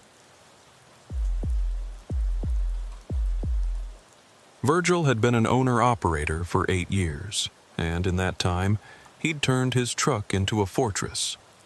Every lock was top of the line, every security measure was redundant, and he'd installed enough cameras to rival a casino's surveillance system. Some drivers called him paranoid, but Virgil had worked too hard to buy his 2019 Kenworth W900 to let some lot lizard or thief take advantage of him. The truck wasn't just his livelihood. It was his home, his office, and the culmination of 20 years of saving and sacrifice. That's why when things started going wrong, Virgil noticed immediately. It began on a Monday morning in late October at the Pacific Pride truck stop just off I-5 in southern Oregon. Virgil had parked there Sunday night after completing a run from Seattle to Medford, hauling agricultural equipment. The lot was well lit, had security patrols, and was known as one of the safer stops on the route. Virgil had done his usual walk-around before turning in, checking every lock, every seal, every potential point of entry. Everything was secure. But when he woke up Monday morning and did his pre-trip inspection, he found the first sign of tampering. Someone had loosened the lug nuts on his front driver's side wheel. Not removed them, just loosened them enough that they would have worked themselves free after a few miles of driving, potentially causing a catastrophic wheel separation at highway speed. If Virgil hadn't been meticulous about his inspections, he would have missed it. He tightened the lug nuts, then checked every other wheel. All secure. Only that one wheel had been tampered with, suggesting this wasn't random vandalism but targeted sabotage. Virgil reviewed his security camera footage from the night, but the angle on that particular wheel was partially blocked by another truck that had parked beside him. All he could see was a shadow moving near his truck around 3 a.m. Virgil reported the incident to truck stop security, but they hadn't seen anything unusual. Their cameras didn't cover that section of the lot clearly. The security guard, an elderly man named Pete, suggested it might have been someone looking to cause an accident and then offer roadside assistance at inflated prices, a scam that had been reported at other stops. "But why target me specifically?" Virgil asked. Pete shrugged. "Nice truck like yours? Maybe someone's jealous, or maybe you cut someone off without realizing it and they're holding a grudge." Virgil couldn't think of any incidents that would provoke this kind of retaliation, but he made a note in his logbook and continued his day. He had a load of lumber to pick up in Grants Pass and deliver to Sacramento. Business as usual. The second incident occurred 3 days later at a truck stop in Red Bluff, California. This time, Virgil had positioned his truck strategically, backed against a fence, good sight lines, all cameras operational. He even stayed awake until 2 a.m., watching for any suspicious activity. When he finally went to sleep, he set proximity alarms that would alert him if anyone came within 5 feet of his truck. The alarms never went off. But in the morning, Virgil discovered that someone had put sugar in his fuel tank. Not a lot, just enough to potentially cause engine problems down the road. He only discovered it because he'd developed a habit of checking his fuel cap every morning, and this time he noticed granular residue around the opening. Virgil had to have his tanks drained and cleaned, losing a full day of work and spending nearly $2,000 on the service. The mechanic who did the work, a young guy named Tyler, told him this was the third case of fuel tampering he'd seen that month. "Same MO each time," Tyler said. "Just enough sugar to cause problems, but not enough to be immediately obvious. It's like someone's trying to cause breakdowns rather than immediate damage." "The other drivers, were they owner-operators with newer trucks?" Virgil asked. Tyler thought about it. "Yeah, actually, both of them. One had a 2020 Freightliner, the other a 2018 Peterbilt. Both customized, both really well maintained. Why?" "Someone's targeting successful owner-operators," Virgil said. "Someone with a grudge against drivers who are doing well." The third incident was the one that truly unnerved Virgil. He'd been hyper-vigilant for a week, parking only at major chain truck stops with excellent security, never leaving his truck unattended, checking and rechecking everything. He'd even started sleeping in shifts, waking every 2 hours to do a walk-around. It was a Thursday night at the Flying J in Redding, California. Virgil had just picked up a load of electronics in Portland, bound for Los Angeles, a high-value shipment that required extra security precautions anyway. He'd been awake until 3 a.m., had done his walk-around, and everything was perfect. He set his alarm for 5 a.m., planning another inspection before he started driving. But when he woke up, something felt wrong. Nothing he could put his finger on, just a sense that something was off. He did his walk-around and found nothing amiss. Checked his cameras, no unusual activity. Examined his fuel tank, his tires, his fifth wheel, his brake lines. Everything was normal. It wasn't until he started his engine that he realized what had been done. Someone had reprogrammed his truck's ECM, the engine control module that governed everything from fuel injection to emission controls. The engine started normally, but the settings had been altered to cause gradual damage. The fuel mixture was too rich, the timing was off, and the emission controls were disabled. If Virgil had driven with these settings, his engine would have suffered severe damage within a few hundred miles. The truly disturbing part was that accessing the ECM required specialized equipment and knowledge. This wasn't something a casual vandal could do. This was professional-level sabotage. Virgil called the police this time. Officer Rachel Martinez responded, taking his report seriously once she understood the sophistication of the tampering. "Mr. Reeves," she said, using Virgil's last name. "This level of targeting suggests someone with inside knowledge of trucking, possibly someone in the industry. Can you think of anyone who might have a grudge against you? Former employees, business rivals, anyone?" Virgil had been an owner-operator his entire 8 years, never had employees. His business relationships were all positive as far as he knew. He couldn't think of anyone who would do this. "What about other drivers experiencing similar problems?" Virgil asked. Officer Martinez checked her tablet. "There have been several reports of truck tampering in the past month, but nothing this sophisticated. Mostly it's been fuel contamination, tire damage, that sort of thing." "All owner-operators?" She checked again. "Actually, yes. All owner-operators with trucks less than 5 years old. That's an interesting pattern." Martinez promised to investigate further, but Virgil knew that without catching someone in the act, there wasn't much law enforcement could do. He needed to take matters into his own hands. Virgil had the ECM reset at a dealership, costing him another day and another $1,000. But while he was there, he had them install additional security measures, hidden cameras, motion sensors, even a GPS tracker that would alert him if his truck moved without him in it. He also started reaching out to other owner-operators, creating an informal network to share information about tampering incidents. What he learned was troubling. Over the past 2 months, at least 15 owner-operators had experienced some form of sabotage. The methods varied. contaminated fuel, loosened components, damaged airlines, tampered electronics, but the pattern was consistent.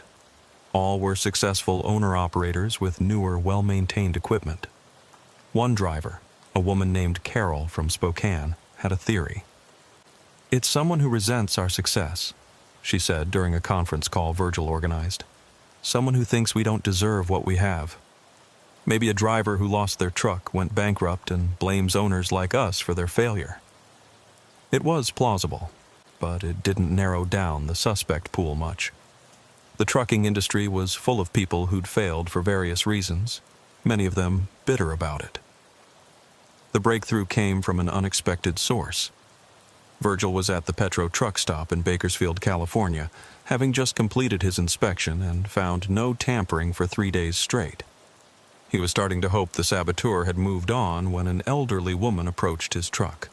She was wearing a truck stop employee uniform with the name Ethel on her badge, and she looked nervous. "You're Virgil Reeves?" she asked. "That's right. Can I help you?" Ethel looked around nervously, then stepped closer. "I need to tell you something, but you didn't hear it from me, understand?" Virgil nodded, his attention fully focused. "There's a man been asking about you, about your truck, your routes, when you usually stop here. He says he's a friend of yours, but something about him doesn't sit right with me. Can you describe him? White fellow, maybe 45, 50, average height, thin build, always wears a baseball cap and sunglasses, even at night. Drives an old white van, no windows in the back. Claims his name is Clarence, but he paid for fuel with a credit card once, and I saw the name was different." "What name was on the card?" "Mitchell Barnes. I remembered because my maiden name was Barnes." Virgil felt his blood chill. Mitchell Barnes was a name he knew. 5 years ago, when Virgil was still relatively new to being an owner-operator, he'd won a contract that Barnes had also bid on, a lucrative dedicated route hauling auto parts. Barnes had been an owner-operator too, but his equipment was older, his reputation spottier. Losing that contract had apparently been the final straw for Barnes's struggling business. He'd lost his truck 6 months later, declared bankruptcy, and disappeared from the trucking scene. "When was the last time you saw him?" Virgil asked Ethel. "This morning, actually. He was in the shop buying cable ties and electrical tape. Paid cash this time. Cable ties and electrical tape. Perfect for securing something to the underside of a truck, like a tracking device or a bomb." Virgil thanked Ethel and immediately went back to his truck for a thorough inspection. Using a mirror on a telescoping pole, he examined every inch of the undercarriage. It took him 45 minutes, but he finally found it. A small black box attached to his fuel tank with heavy-duty magnets. It was a GPS tracker, but not a commercial model. This one had been modified with additional components that Virgil didn't recognize. He was about to remove it when instinct made him stop. If Barnes was tracking him, removing the device would alert him that Virgil was on to him. Better to leave it in place and use it to his advantage. Virgil took photos of the device, then climbed back into his cab and started making calls. First to Officer Martinez, updating her on the Barnes lead. Then to his insurance company, documenting the ongoing harassment. Finally, to his network of owner-operators, warning them about Mitchell Barnes and asking them to watch for an old white van. The response was immediate. 3 other drivers reported seeing a van matching that description at truck stops where tampering had occurred. One driver, Marcus Washington from Fresno, had actually had a conversation with the van's driver. "He approached me at the fuel island," Marcus said. "Started talking about how tough it is for independent drivers these days, how the big companies and successful owner-operators are squeezing out the little guys. I thought he was just another bitter washout, but now that you mention it, he was asking a lot of questions about my truck, my routes." "Did he seem interested when you told him?" Virgil asked. "Here's the thing. I lied to him. Something about him rubbed me wrong, so I told him I was driving for a company, not my own truck. He lost interest immediately and walked away. That confirmed it. Barnes was specifically targeting successful owner-operators. Virgil developed a plan. If Barnes was tracking him, Virgil would lead him into a trap. He put the word out through his network, then made a very public post on a trucking forum about his next route, a high-value load of electronics from San Jose to Phoenix, with an overnight stop at a specific truck stop in Bakersfield. He even mentioned the approximate time he'd be arriving. It was bait, and Barnes took it. Virgil arrived at the Bakersfield truck stop at 10 p.m., parking in a spot he'd specifically chosen, visible from multiple angles, well lit, and surrounded by other trucks whose drivers were part of Virgil's network. Everyone was watching, waiting. At 2:30 a.m., the white van appeared. It parked 3 rows away, and a figure emerged. Baseball cap, sunglasses despite the darkness, thin build. Barnes moved with purpose, clearly familiar with the lot's layout and the blind spots in the security camera coverage. He approached Virgil's truck from the passenger side carrying a small bag, but as Barnes reached for something under the truck, lights suddenly blazed from every direction. 5 other drivers had been waiting, and they all turned on their spotlights simultaneously, catching Barnes in the act. He had a cordless drill in one hand and what looked like a brake line cutting tool in the other. "Mitchell Barnes!" Virgil called out from his cab, his voice amplified by his truck's PA system. "Step away from the truck. The police are on their way." Barnes froze, then tried to run, but the other drivers had positioned themselves strategically. Wherever Barnes turned, there was another truck blocking his escape route. He was trapped in a circle of light and steel. Officer Martinez arrived within minutes, along with backup. Barnes was arrested on multiple charges of vandalism, attempted destruction of property, and stalking. When they searched his van, they found detailed records of his activities, photos of dozens of trucks, schedules he'd compiled from social media and forum posts, and equipment for various types of sabotage. But the most disturbing discovery was a manifesto Barnes had written.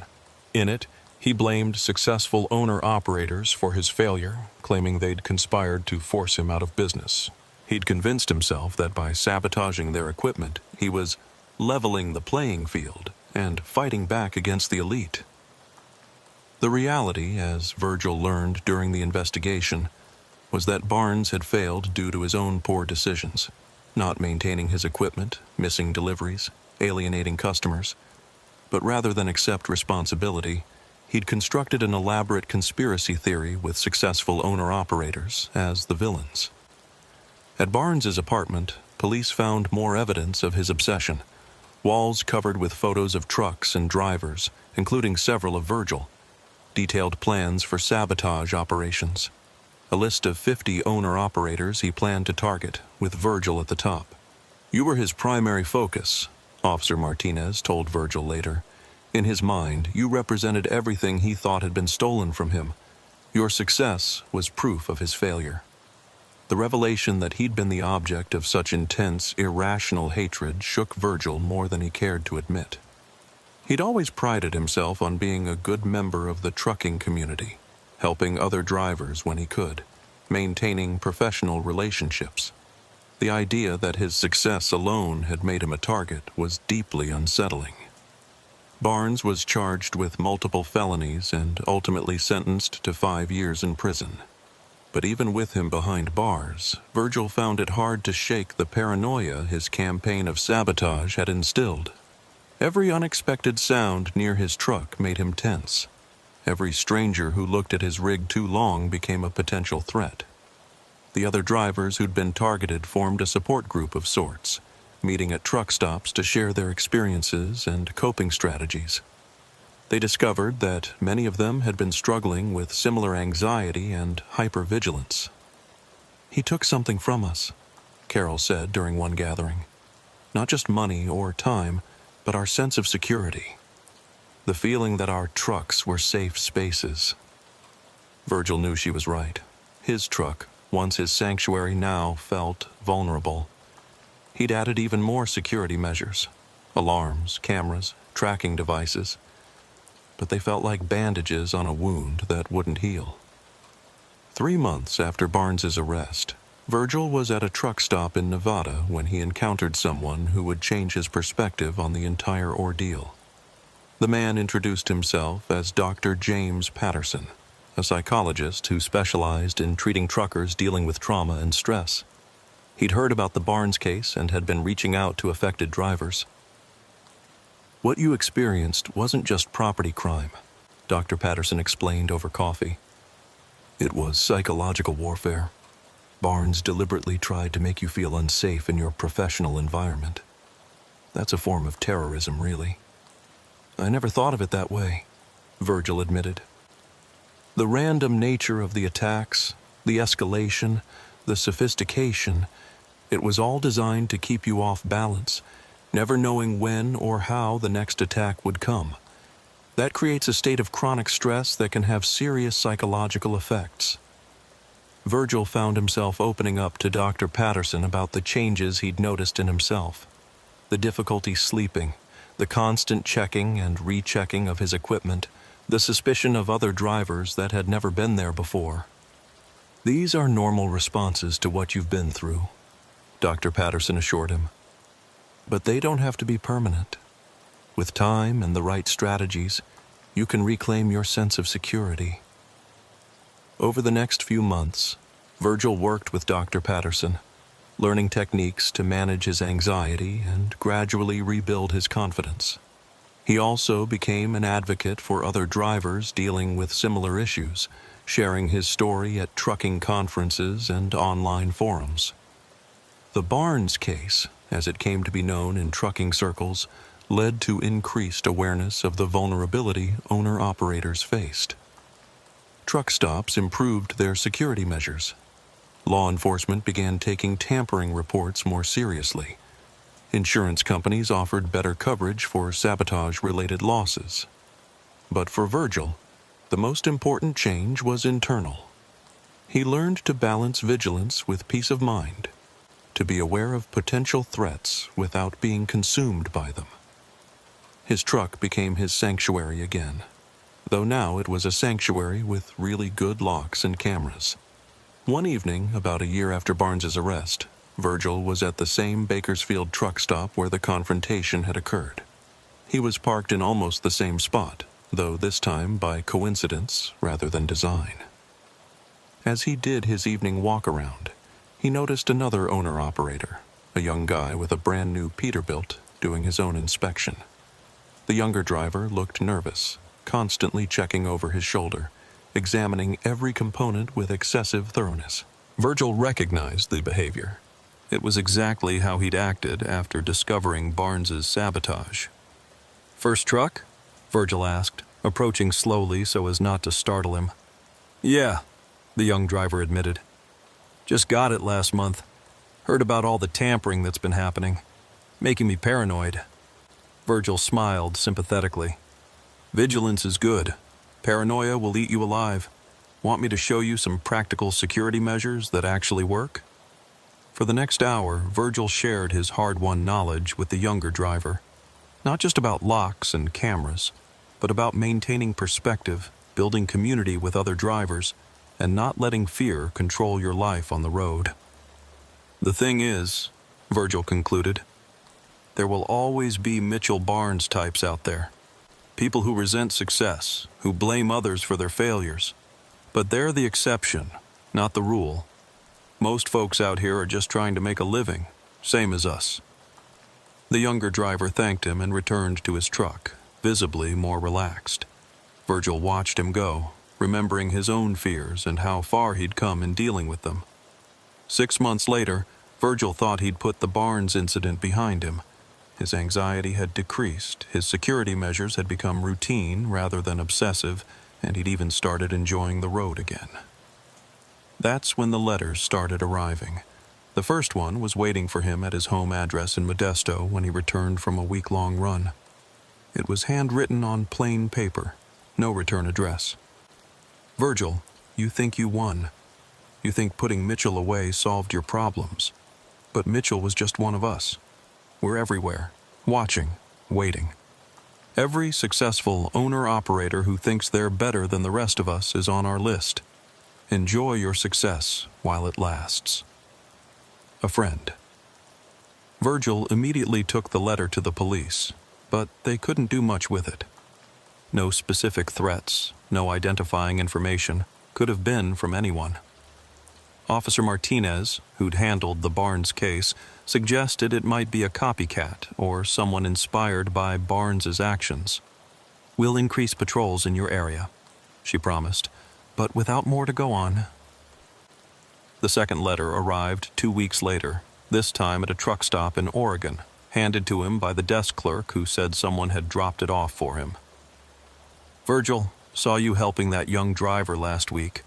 Very noble. Did you tell him about us? Did you warn him that success paints a target on your back? Mitchell understood something you don't. The industry doesn't have room for everyone to succeed. Someone has to fail for others to thrive. You thrived on Mitchell's failure. Now others will thrive on yours. A friend." This letter was more unsettling because it referenced a specific incident. Someone had been watching him, following him. Virgil started varying his routes again, checking for surveillance, but found nothing. The third letter changed everything. It included a photograph. Virgil at a truck stop in Fresno, talking to another driver. The photo had been taken from distance with a telephoto lens, but the detail was clear. On the back was written, "We can reach you anywhere." Virgil called an emergency meeting of his owner-operator network. 8 drivers met at a truck stop in Sacramento, all of them concerned about this new threat. "I've gotten letters too," Carol admitted. 3 of them. No photos, but similar message. "We're being watched. We're targets." Marcus Washington had received 2 letters. Another driver, Tom, had received 4. All successful owner-operators, all being told they were on some kind of list. "This isn't one person," Tom said. "The handwriting on my letters is different each time. We're dealing with a group." They decided to hire a private investigator, pooling their resources to afford a good one. The PI, a former FBI agent named Sarah Coleman, took the case seriously. "Organized harassment of this type often escalates," she warned. "We need to identify the group before they move from letters to action." Sarah's investigation revealed something disturbing. In online forums dedicated to trucking, there were threads discussing the Barnes case with disturbing sympathy for his actions. Some posters claimed Barnes was a hero who stood up to the owner-operator elite. A few suggested continuing his work. One username kept appearing in these discussions: Highway Justice. This poster seemed to be coordinating something, asking for volunteers in different regions, sharing information about identifying successful owner-operators. Sarah managed to trace the IP address to a truck stop in Bakersfield, the same one where Barnes had been arrested. She coordinated with local law enforcement and cybercrime units to set up surveillance. What they discovered was more organized than anyone had expected. The group called itself the Displaced Drivers Alliance. Failed owner-operators, drivers who'd lost their CDLs, and others who blamed successful truckers for their problems. They met monthly at different truck stops, sharing information about targets, discussing tactics, and reinforcing each other's grievances. The leader was Clarence Hoffman, though he often used aliases. He was a former owner-operator who'd lost everything in a bankruptcy 5 years earlier, around the same time as Mitchell Barnes. Unlike Barnes, who'd acted alone, Clarence had decided to build a movement. Law enforcement moved in during one of their meetings, arresting 7 members, including Clarence. The evidence seized included detailed files on over 100 successful owner-operators, plans for coordinated sabotage campaigns, and even discussions about more violent actions. Clarence's arrest should have been the end of it, but it had an unexpected consequence. The media picked up the story, and suddenly the war between truckers became national news. The coverage was sensationalized, making it seem like the entire trucking industry was divided into 2 camps: successful owner-operators versus displaced drivers. Virgil found himself reluctantly thrust into the spotlight as one of the primary targets of both Barnes and the DDA. Reporters wanted interviews, documentary makers wanted his story, and social media was full of people taking sides in a conflict that most truckers didn't even know existed. "This isn't who we are," Virgil told one reporter. "The vast majority of truckers support each other, regardless of whether we're owner-operators, company drivers, or anything in between. These extremists don't represent us." But the damage was done. The industry's reputation was tarnished, and divisions that had barely existed were now being highlighted and exacerbated. Some owner-operators became more insular, suspicious of other drivers. Some company drivers felt unfairly lumped in with the extremists. Virgil decided something needed to be done to heal these manufactured divisions. He worked with Carol, Marcus, Tom, and others to organize what they called the United Truckers Initiative, a series of events bringing together drivers of all types to share experiences, offer mutual support, and demonstrate that the industry was united despite the actions of a few bad actors. The first event was held at the Bakersfield truck stop where Barnes had been arrested, a deliberate choice to reclaim the space from its negative associations. Over 200 drivers attended, including company drivers, owner-operators, retired truckers, and even some drivers who'd lost their trucks but hadn't turned to extremism. One of the speakers was a man named Robert, who'd lost his truck around the same time as Barnes and Clarence.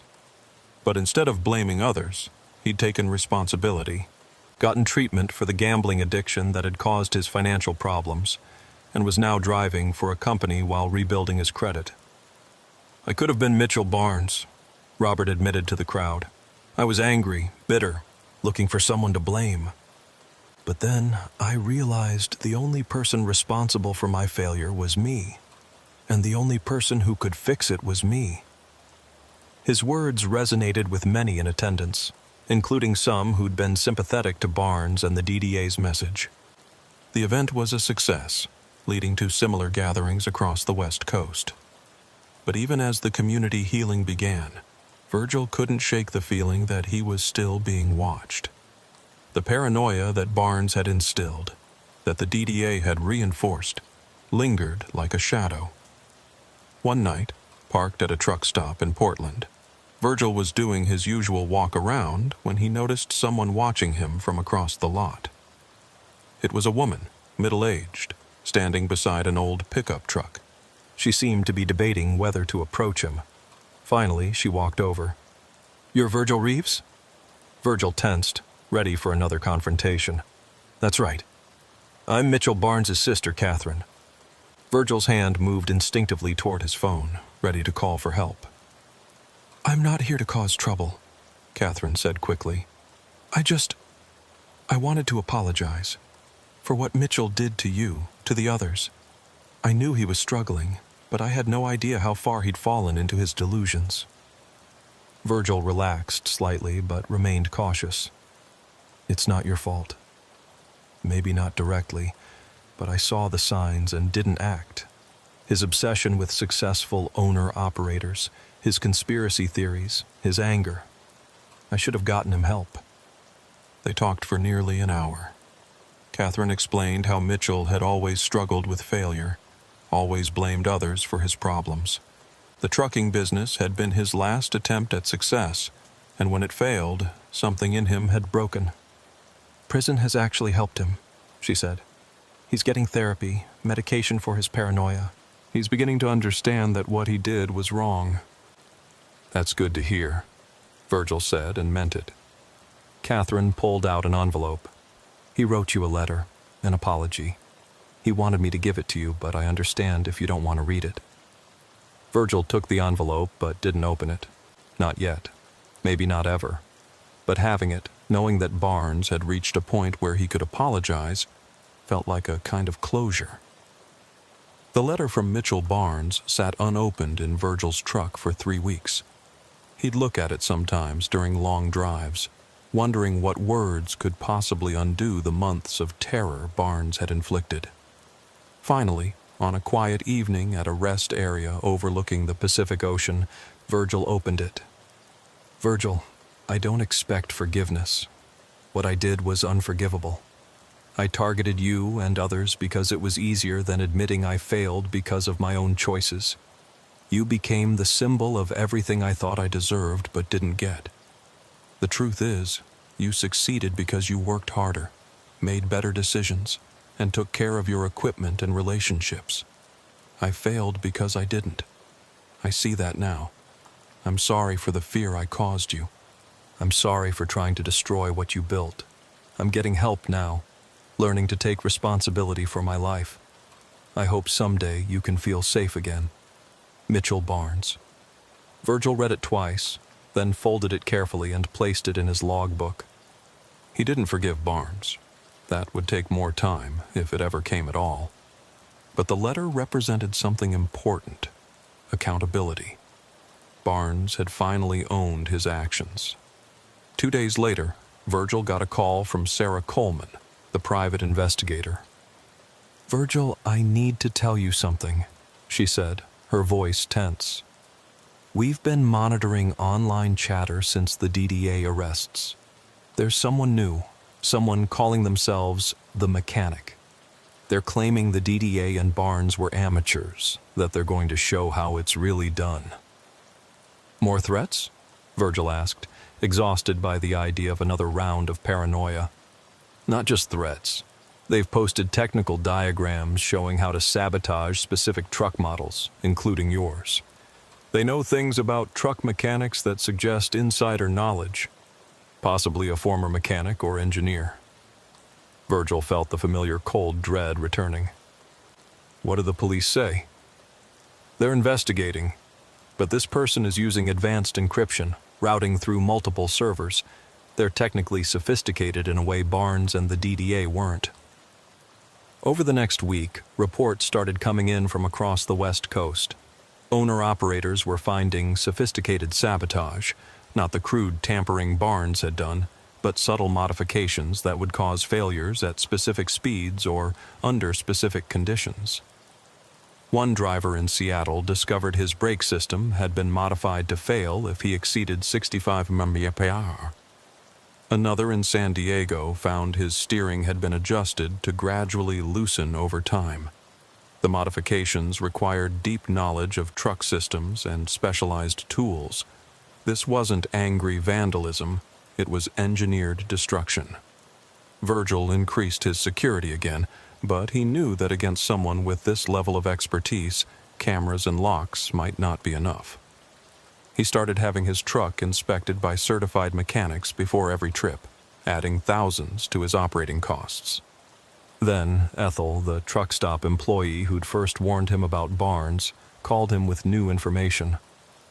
"There's been a man asking about you again," she said. "Different from Barnes. This one's older, maybe 60, walks with a limp, claims to be a retired mechanic doing a documentary about truck safety. But Virgil, he was asking specifically about your truck's maintenance schedule, when you get it serviced, where. Did you tell him anything?" "Of course not, but he might have gotten information from others. He seemed to know a lot already." Virgil shared this information with his network and Sarah Coleman. The description didn't match anyone in the DDA files, suggesting this was indeed someone new. The breakthrough came from an unexpected source.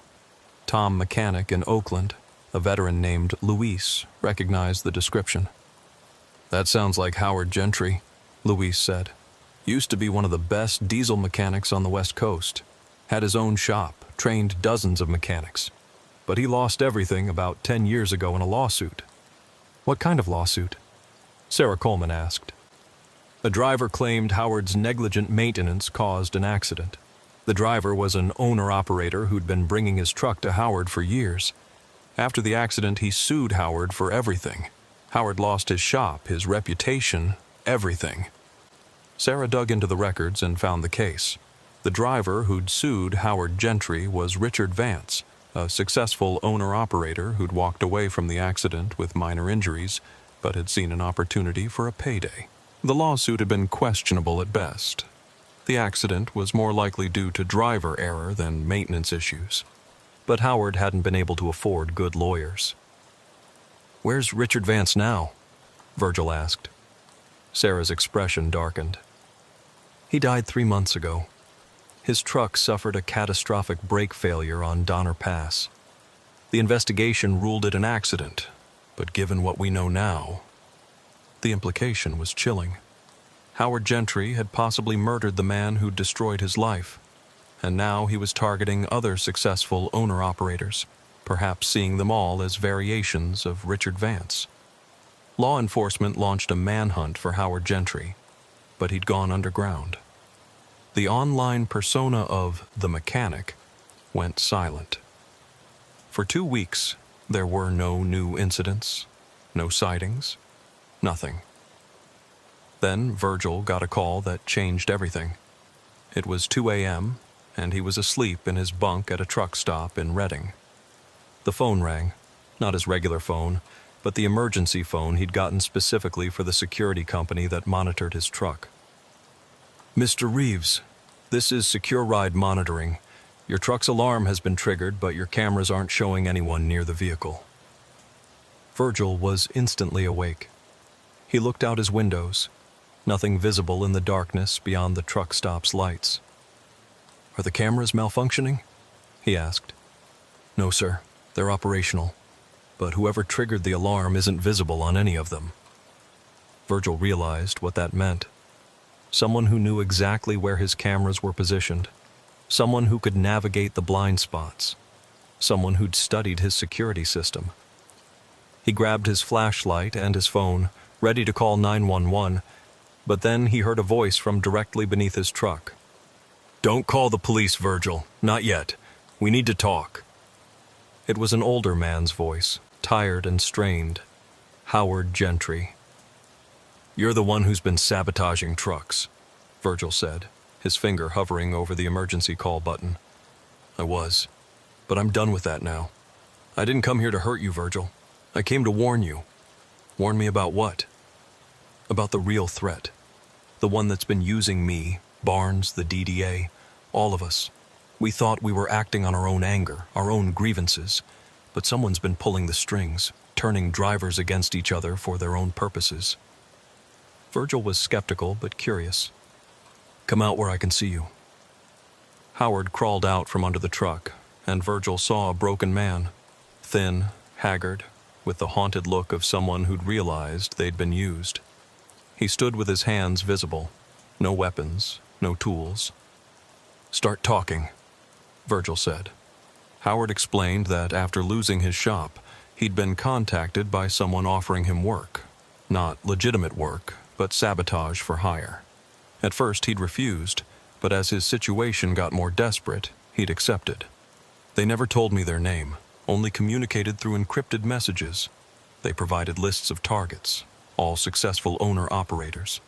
They knew about my history with Richard Vance, used it to manipulate me, convince me that all successful owners were like him." "Who are they?" "I don't know for certain, but I've pieced together some things. The timing of the targets, the specific trucks chosen. It's all connected to shipping routes and cargo. Someone's using the sabotage to disrupt specific supply chains, probably for economic advantage." Virgil's mind raced. This wasn't about trucker rivalries or personal grievances. This was corporate sabotage, using angry and desperate individuals as unwitting tools. "They provided me with information about security systems, maintenance schedules, everything I needed. That's how I knew about your cameras, your alarms. They're watching all of us, Virgil. Not just the owner-operators, but people like me and Barnes, too. They know exactly which buttons to push to turn us into weapons." "Why should I believe you?" Howard pulled out a phone, a burner from the look of it. "Because I recorded my last conversation with them. They wanted me to do something bigger, something that would kill multiple drivers. I refused, and they threatened me. That's when I realized I was just a tool to them." He played the recording.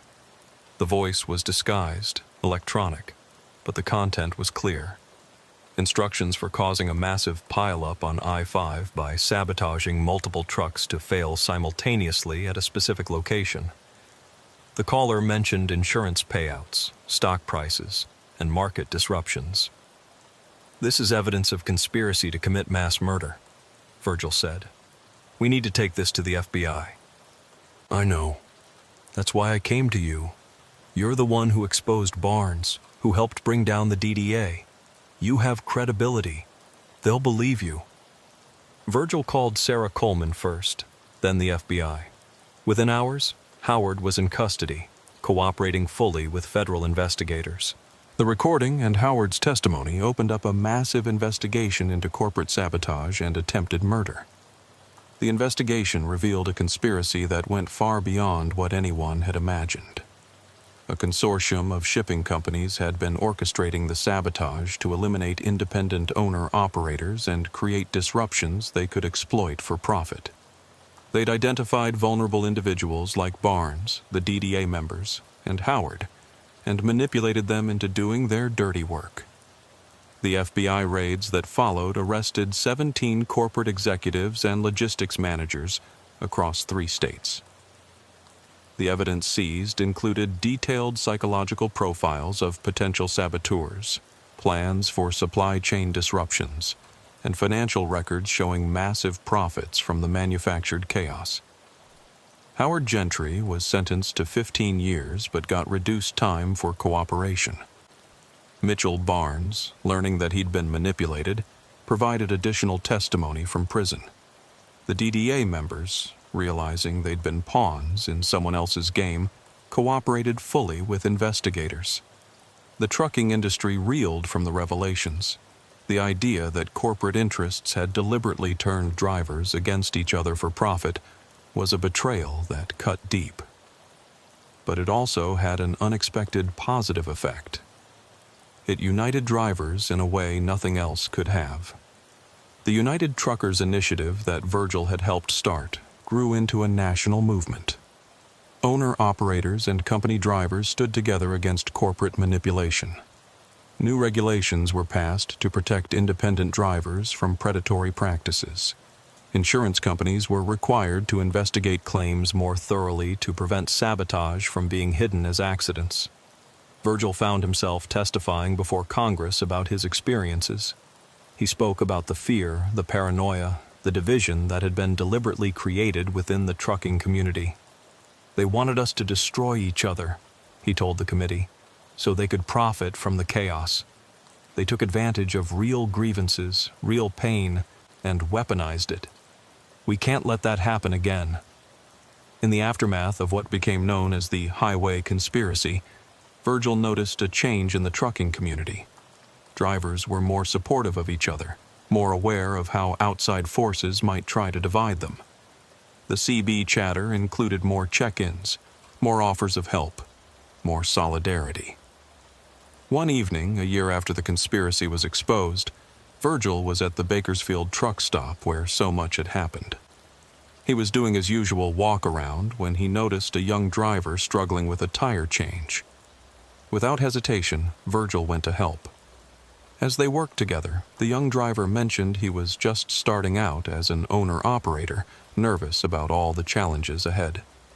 "The road's got plenty of challenges," Virgil told him, "but the biggest threat isn't out there on the highway. It's the people who want to see us fail, who profit from our division. Stay connected with other drivers, support each other. Don't let anyone turn you against your fellow truckers." The young driver nodded, absorbing the wisdom. "Is it true what they say? That you were the one who exposed the whole conspiracy?" "I was just one part of it," Virgil said. "It took all of us, the victims, the investigators, even the people who'd been manipulated into participating. It took a community." As Virgil returned to his truck, he reflected on how much had changed. His Kenworth still had all its security measures, but they felt less like armor against a hostile world and more like reasonable precautions. The paranoia that had once consumed him had transformed into vigilance tempered with community support. He climbed into his cab, did his final checks, and started the engine. The road stretched ahead, dark and full of possibilities, but Virgil no longer faced it alone. He was part of a community that had been tested by manipulation and division, but had emerged stronger and more united. The CB crackled to life with the usual chatter. drivers sharing information about weather, traffic, and good places to eat. But now there was something else in those conversations, an undercurrent of solidarity that hadn't been there before. "This is Virgil, heading south on I-5, he said into the mic. "Everyone drive safe out there. And remember, we're all in this together." The responses came back immediately. Dozens of drivers acknowledging his message, wishing him safe travels. The conspiracy had tried to turn them against each other, but instead it had reminded them of a fundamental truth. On the dark highways of America, truckers had to look out for each other, because sometimes no one else would. As he drove into the night, Virgil thought about Mitchell Barnes in prison, getting therapy and possibly finding redemption. He thought about Howard Gentry, paying for his crimes but having found the courage to expose the larger conspiracy. He thought about all the drivers who'd been targeted, manipulated, and hurt, but who'd refused to let it break them. The road had tested them all in different ways. Some had failed those tests, giving in to anger, resentment, and manipulation. But in the end, the truth had prevailed, and the community had survived. Virgil's lights cut through the darkness as he headed south, one truck among thousands keeping America moving. Behind him, the lights of other trucks followed, and ahead, more lights led the way. They were all connected, all part of the same flowing river of commerce and community. The saboteurs' game had been exposed and defeated. The road belonged to the drivers again. Harold had been driving the night shift routes along Highway 99 through California's Central Valley for 11 years, and he'd developed a reputation as the driver who'd take the loads nobody else wanted. The 2 a.m. pickups, the unmarked warehouses, the cargo that came with pages of non-disclosure agreements. If the money was right and the paperwork was legal, Harold would haul it. That flexibility had made him successful, but it had also put him in situations that most drivers deliberately avoided. It was a Wednesday night in early January when Harold got the call that would change everything. He was deadheading back from Los Angeles, his trailer empty after delivering produce to the wholesale markets, when his dispatcher contacted him with an unusual request. "Harold, I've got a special load if you're interested," Tom said, his voice carrying that tone that meant this wasn't a normal assignment. "Triple rate, cash bonus on completion, but there are some unique requirements." Harold pulled into a rest area near Bakersfield to discuss the details. In his experience, triple rate meant either dangerous cargo or suspicious circumstances, sometimes both. "What's the catch?" Harold asked. "Pickup is at 3 a.m. sharp from a facility in Fresno. No early, no late. Exactly 3 a.m. You'll be hauling medical equipment to a research center in Eureka. The cargo is temperature sensitive and requires constant monitoring. And Harold, you can't stop anywhere except at pre-approved locations. They'll give you a list." "Medical equipment doesn't usually pay triple rate," Harold observed. "This is specialized stuff, experimental. The client is very particular about handling and security. You interested?" Harold thought about his mortgage payment, his daughter's college tuition, the new transmission his truck needed. Triple rate would cover all of that and more. "Send me the details," Harold said. The pickup location was in an industrial area on the outskirts of Fresno, a cluster of warehouses that Harold had passed many times but never paid attention to. As he approached at 2:45 a.m., he noticed there were no signs, no company names, just building numbers. Building 47 was his destination. The security at the gate was more intense than Harold expected. 2 guards, both armed, checked his paperwork multiple times, made phone calls, and inspected his trailer with mirrors and dogs before finally waving him through. The loading dock was lit like a football stadium, every shadow eliminated by harsh white lights. A woman in a lab coat was waiting for him. She was middle-aged, professional, but there was something nervous about her demeanor. Her badge identified her as Dr. Ruth Morgan, but she didn't offer her hand or any pleasantries. "Mr. Harold Krensky?" she asked, consulting a tablet. That's right. Your trailer has been pre-cooled to the correct temperature? Holding steady at 35 degrees Fahrenheit, just like requested. Good. The loading will take approximately 30 minutes. You are not to leave your cab during this time. You are not to observe the loading process. Is that understood?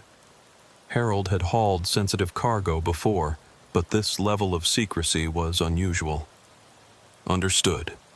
He climbed back into his cab and waited, watching his mirrors as workers in full hazmat suits wheeled containers from the warehouse to his trailer. The containers were white, about the size of large coolers, with biohazard symbols and electronic displays showing temperature readings. Harold counted 12 containers total. Dr. Morgan returned with a thick folder of paperwork. Mr. Krensky, this contains your route, your approved stopping points, and emergency protocols. Do not deviate from the route under any circumstances. If you experience mechanical problems, call this number immediately. She handed him a satellite phone. Do not use your personal phone or CB radio to discuss this cargo. What exactly am I hauling? Harold asked. Medical equipment, as your dispatcher told you. The specifics are classified under medical research confidentiality agreements. You've signed the NDAs, correct? Harold nodded, though he was becoming increasingly uncomfortable with the situation. Your first approved stop is a rest area 127 miles north. You have a 4-hour window to reach it. Someone will meet you there to check the cargo stability. After that, you have one more approved stop before Eureka. The entire journey should take no more than 8 hours. As Harold pulled out of the facility, he noticed vehicles following him, a black SUV that maintained a steady distance behind his trailer. His escort, apparently. Whatever he was hauling, someone thought it was valuable enough or dangerous enough to require armed guards. The first hour of driving was uneventful. Highway 99 North was empty except for a few other trucks and the occasional car. The SUV stayed exactly 300 feet behind him, never varying its distance. Harold found himself checking his mirrors obsessively, looking for any sign of what made this cargo so special. At 4:17 a.m., something changed. Harold heard a sound from his trailer, a rhythmic thumping, like someone knocking on the walls from inside. He checked his mirrors, wondering if something had come loose, but the sound stopped after about 30 seconds. 10 minutes later, it happened again. This time, the thumping was accompanied by what sounded like scratching, as if someone was trying to claw their way out of the containers. Harold's hands tightened on the wheel. Medical equipment didn't make sounds like that. He reached for the satellite phone Dr. Morgan had given him, but hesitated. What would he say? That the cargo was making noise? They probably already knew. The SUV following him hadn't reacted to anything unusual. The sounds continued intermittently for the next hour. Thumping, scratching, and occasionally what Harold could only describe as muffled screaming. But it wasn't quite human screaming. It was pitched wrong, lasting too long, cutting off too abruptly. Harold tried to convince himself it was just the refrigeration equipment, maybe a belt slipping or a compressor struggling. But he'd been driving refrigerated trailers for over a decade. He knew what those sounds were, and this wasn't that. He reached the first approved rest area right on schedule. The SUV pulled in behind him, and 2 men in suits got out and approached his truck. One knocked on his door. Mr. Krensky, we need to perform a stability check. Please remain in your cab. Harold watched in his mirrors as they opened his trailer doors. He expected to see them checking the containers, but instead, they seemed to be feeding something. One man was inserting tubes into ports on the containers Harold hadn't noticed before, pumping in some kind of fluid from tanks they'd brought from the SUV.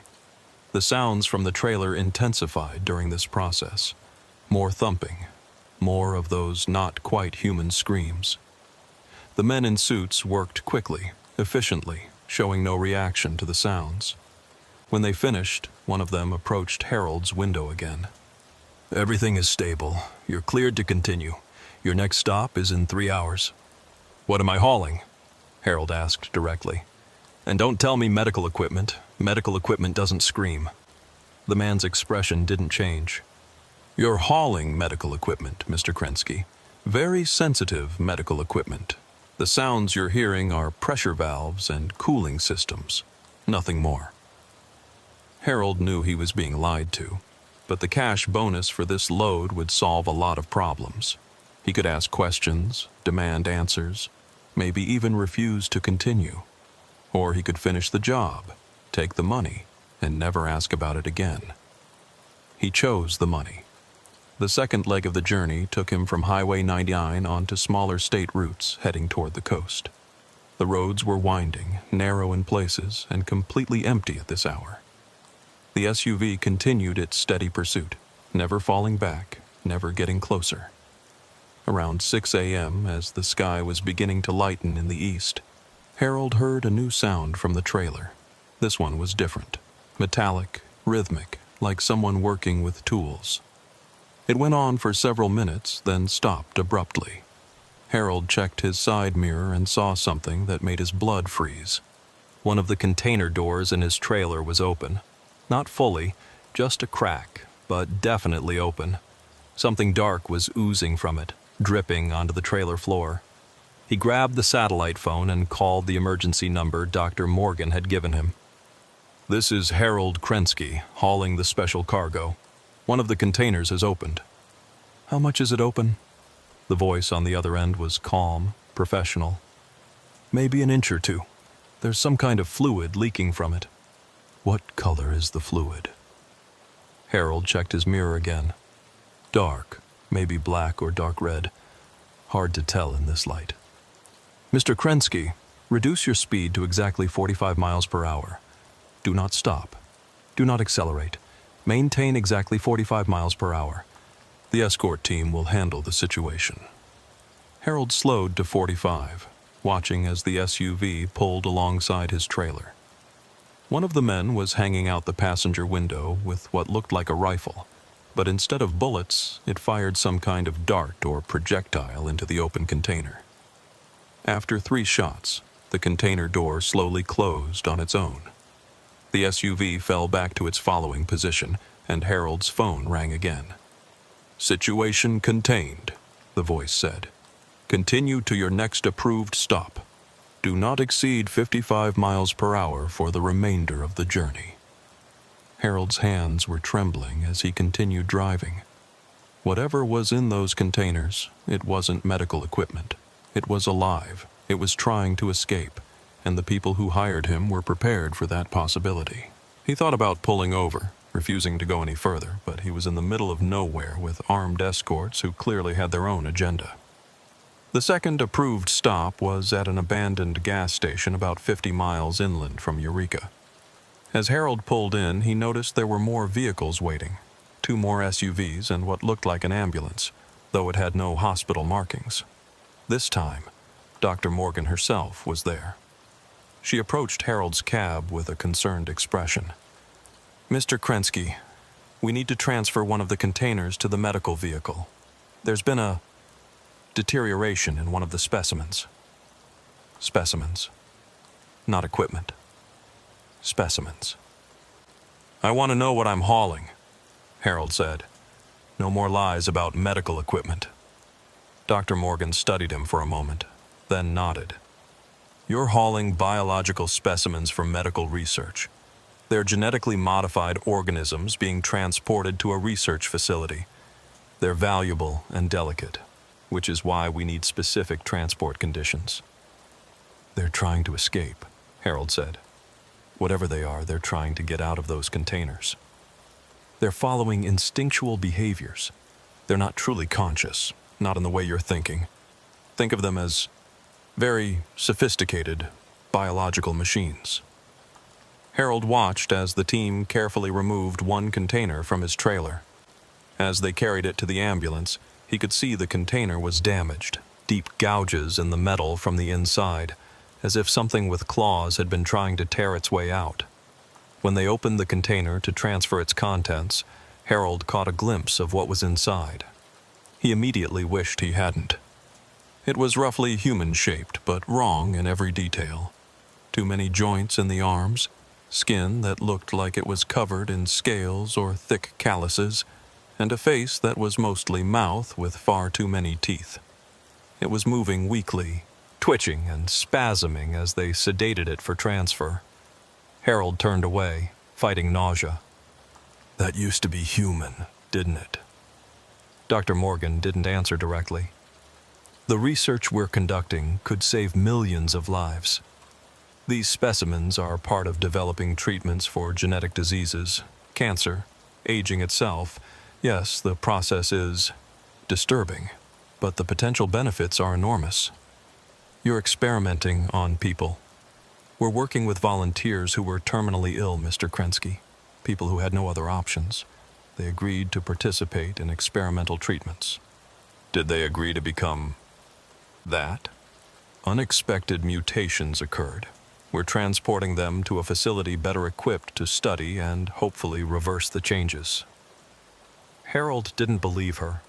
Everything about this operation, the secrecy, the security, the obvious fear the handlers had of their own cargo, suggested something far less noble than medical research. "I want out," Harold said. "Transfer the rest of the containers to your vehicles. I'm done." "Mr. Krensky, you're under contract. Leaving now would be breach of that contract with significant legal and financial penalties. We're only 30 miles from the destination. 1 more hour, and you're free with your payment." Harold looked at the armed men standing around the vehicles, at the isolation of their location, at the reality of his situation. He wasn't really being given a choice. 1 hour, he agreed. "Then I'm done, and I never want to hear from any of you again." The team finished their work, minus the one container they'd removed, and Harold got back on the road. The final stretch to Eureka took him through dense forest on winding roads. The SUV maintained its distance behind him, and now there was another vehicle ahead, leading the way. The sounds from the trailer had changed. Where before there had been thumping and scratching, now there were whispers. Harold could hear them through the thin wall separating his cab from the trailer. Dozens of voices speaking in unison, but in no language he recognized.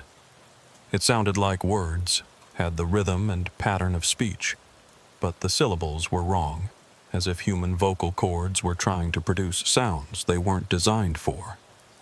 The whispering grew louder as they climbed into the mountains. Harold turned up his radio to drown it out, but he could still feel it, a vibration that seemed to come through the truck itself. His teeth ached, his vision blurred occasionally, and he had the disturbing sensation that the whispers were trying to tell him something important. 20 miles from the destination, Harold's engine started struggling. The temperature gauge spiked, power dropped, and he had to pull over. The escort vehicles immediately boxed him in, and Dr. Morgan's voice came over the satellite phone. "What's happening, Mr. Krensky?" "Engine trouble, overheating. I need to check under the hood." "Negative. Stay in your cab. We'll handle it." Harold watched as men from the escort vehicles surrounded his truck. But they weren't looking at his engine. They were focused on the trailer, weapons drawn. One of them had what looked like a flamethrower. That's when Harold noticed the silence. The whispering had stopped completely. "Dr. Morgan, what's happening?" Harold asked over the phone. "Stay calm, Mr. Krensky. We're handling a containment issue." Harold looked in his mirrors and saw that several container doors in his trailer were now open. Not just cracked, but wide open. The containers appeared to be empty. "They're out," Harold said, his voice barely a whisper. "They got out. Stay in your cab. Lock your doors. Do not exit the vehicle under any circumstances." Harold didn't need to be told twice. He locked his doors, rolled up his windows, and watched in horror as shapes moved in the darkness around his truck. They were using the forest as cover, but occasionally he'd catch a glimpse, something pale and twisted darting between trees or clinging to the underside of his trailer, or perched on a nearby rock watching the escort team with too many eyes. The escort team moved with military precision, forming a perimeter around Harold's truck. They had night vision equipment and what Harold now realized were tranquilizer weapons. This wasn't the first time they'd dealt with an escape. "Harold!" The voice came from directly outside his driver's side window. He turned to see one of the specimens pressed against the glass. This one was more human-looking than what he'd seen earlier, but its proportions were wrong. Arms too long, torso too short, head too large. Its eyes were completely black, no whites visible. "Harold," it said again, its voice distorted but understandable. "You're delivering us to hell." "You can talk?" "Still human. Inside, mostly. They change us, piece by piece, test after test. Please, don't let them take us back." Harold stared at the creature that claimed to still be partially human. "What's your name?" "Was Timothy Walsh. Volunteered for cancer trial. They promised cure. Got this instead." Before Harold could respond, a dart struck the creature, Timothy in the neck. It collapsed immediately, and the escort team moved in to secure it. Harold watched them load Timothy's unconscious form back into a container, noting how carefully they handled it despite their obvious fear. The roundup took 3 hours. One by one, the escaped specimens were tracked down and tranquilized. Harold counted 11 recovered, which meant one was still missing from the original 12. The escort team searched for another hour but found no trace of the 12th specimen. Dr. Morgan made the decision to continue to the facility with what they had. Harold's truck was still operational despite the engine warning. Apparently, the specimens had done something to trigger the alert, trying to force a stop. The convoy resumed its journey, now with significantly more security vehicles. The research facility was nothing like Harold expected. He'd imagined a modern building with laboratories and medical equipment. Instead, they arrived at what looked like an abandoned lumber mill deep in the forest. The only indication it was anything else was the high-tech security fence and the guards in unmarked uniforms. As Harold backed his trailer up to the unloading dock, he saw other trucks were already there. 3 of them, all refrigerated units like his, all with similar security escorts. Whatever this operation was, it was bigger than just his cargo. The unloading process was quick and efficient. The containers were wheeled into the facility, and Harold was directed to an office to complete his paperwork and receive his payment. A man in an expensive suit was waiting for him, definitely not a scientist or security personnel. "Mr. Krensky," the man said, offering his hand. "I'm Mr. Smith from the funding organization. I understand you've had quite an eventful journey." Harold didn't shake his hand. "I want my money, and I want to leave." "Of course, but first, I need to remind you of the non-disclosure agreements you've signed. What you've seen, heard, and experienced today cannot be shared with anyone. The penalties for violation are severe. I just want to forget this ever happened." Mr. Smith smiled, but it didn't reach his eyes. "That can be arranged, actually. We have treatments that can help with traumatic memories. Completely voluntary, of course, but many of our drivers find it helpful." "You want to erase my memory?" "Not erase, just soften the edges. Make it feel more like a dream than reality. You'd remember delivering cargo, getting paid, but the specifics would be fuzzy." Harold thought about Timothy's transformed face, the whispers in the dark, the knowledge that somewhere out there, one of those things was still free. "No," he said. "I'll keep my memories."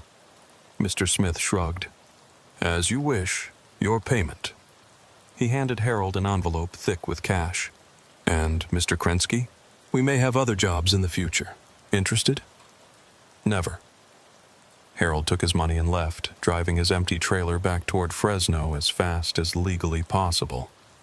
He wanted to put as much distance between himself and that facility as he could. But as he drove, he couldn't stop thinking about Timothy Walsh. who'd volunteered for a cancer trial and become something inhuman. He also couldn't stop thinking about the 12th specimen, the one that had escaped. Where was it now?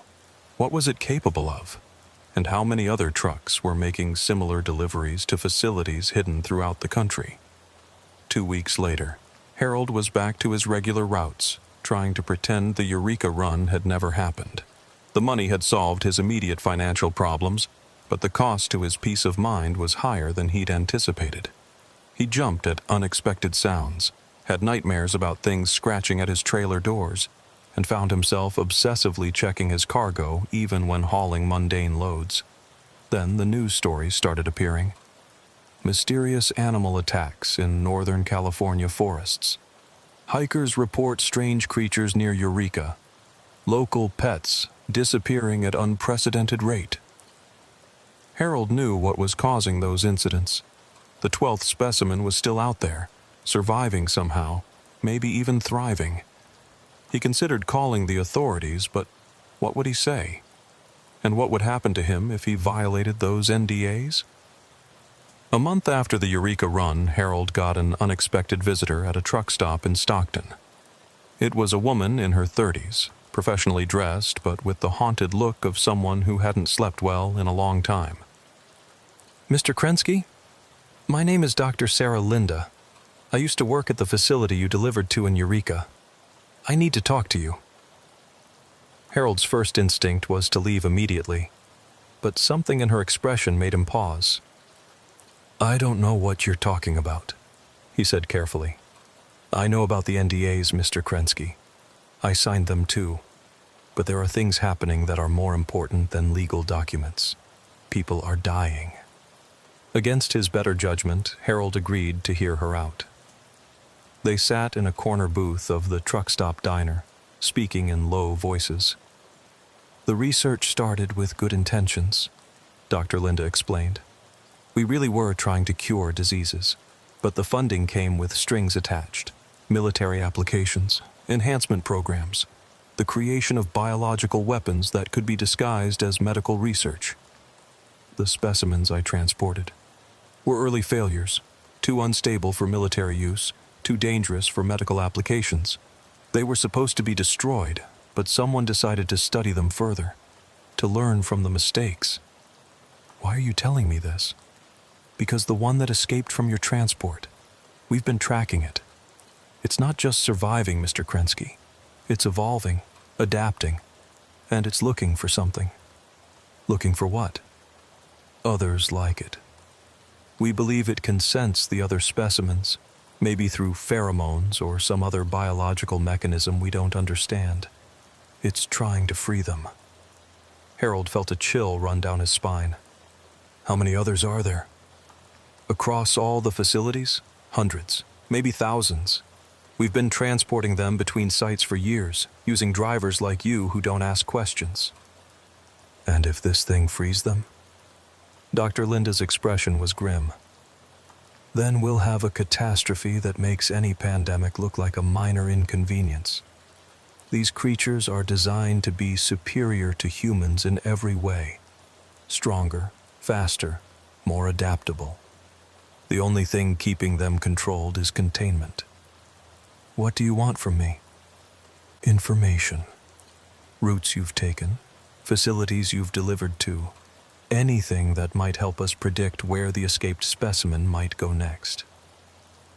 Harold thought about the NDA, the implicit threats, the men with guns who'd made it clear that silence was not optional, but mandatory.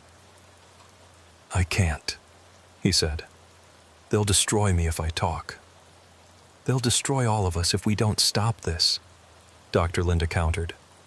Mr. Krensky, I'm not asking you to go public. I'm asking you to help me prevent a disaster. Quietly, carefully, but decisively. Harold looked at this woman who'd risked everything to warn him. Thought about Timothy Walsh, who'd just wanted to cure his cancer. Thought about the creature out there in the forests, evolving and adapting and searching for its own kind. What do you need to know? He asked. Over the next hour, Harold provided every detail he could remember about the route, the facility, the security protocols. Dr. Linda took careful notes, occasionally asking clarifying questions. When they were done, she had a comprehensive picture of the transport operation. "This helps more than you know," she said. "With this information, we can predict the most likely facilities the escaped specimen will target. What will you do when you find it? Try to contain it, or, if that's not possible, eliminate it. We can't let it reach the other facilities." As Dr. Linda prepared to leave, Harold had one more question. "The volunteers, the people who became these things, is there any way to change them back?" "We've been trying for years. Some partial successes, but nothing complete. Once the transformation reaches a certain point, it seems to be irreversible. The best we can do is make them comfortable while we study them.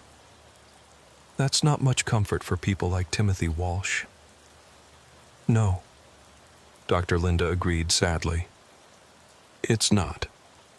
3 weeks after his meeting with Dr. Linda, Harold was hauling produce from Salinas to Portland when he heard the news on the radio. A chemical spill had forced the evacuation of a research facility near Eureka. The official story was that a truck carrying hazardous materials had crashed, requiring specialized cleanup crews. But Harold knew better. The escaped specimen had found its way home. He pulled over at the next rest stop and called the number Dr. Linda had given him. She answered on the first ring. "You heard?" she asked without preamble. "What really happened?" "It got into the facility through the ventilation system, freed 17 specimens before security could respond. They're all loose now, Mr. Krensky. 18 highly adapted predators designed to be perfect killers. Can you stop them?" "We're trying. Military units are conducting sweeps, but these things were literally designed to evade capture. They're smart, they learn, and now they're working together." Harold thought about his role in this disaster.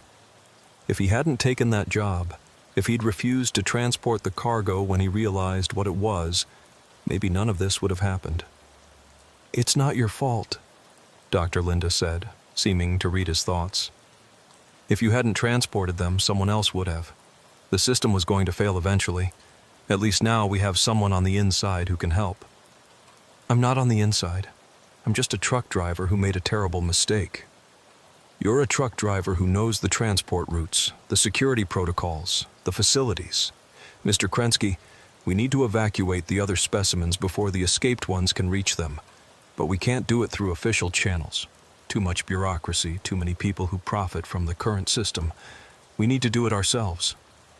"You want me to steal the specimens?" "I want you to transport them to a secure facility where they can be properly contained and studied humanely. Away from the military applications, away from the corporate interests. There's a group of scientists who've broken away from the main program.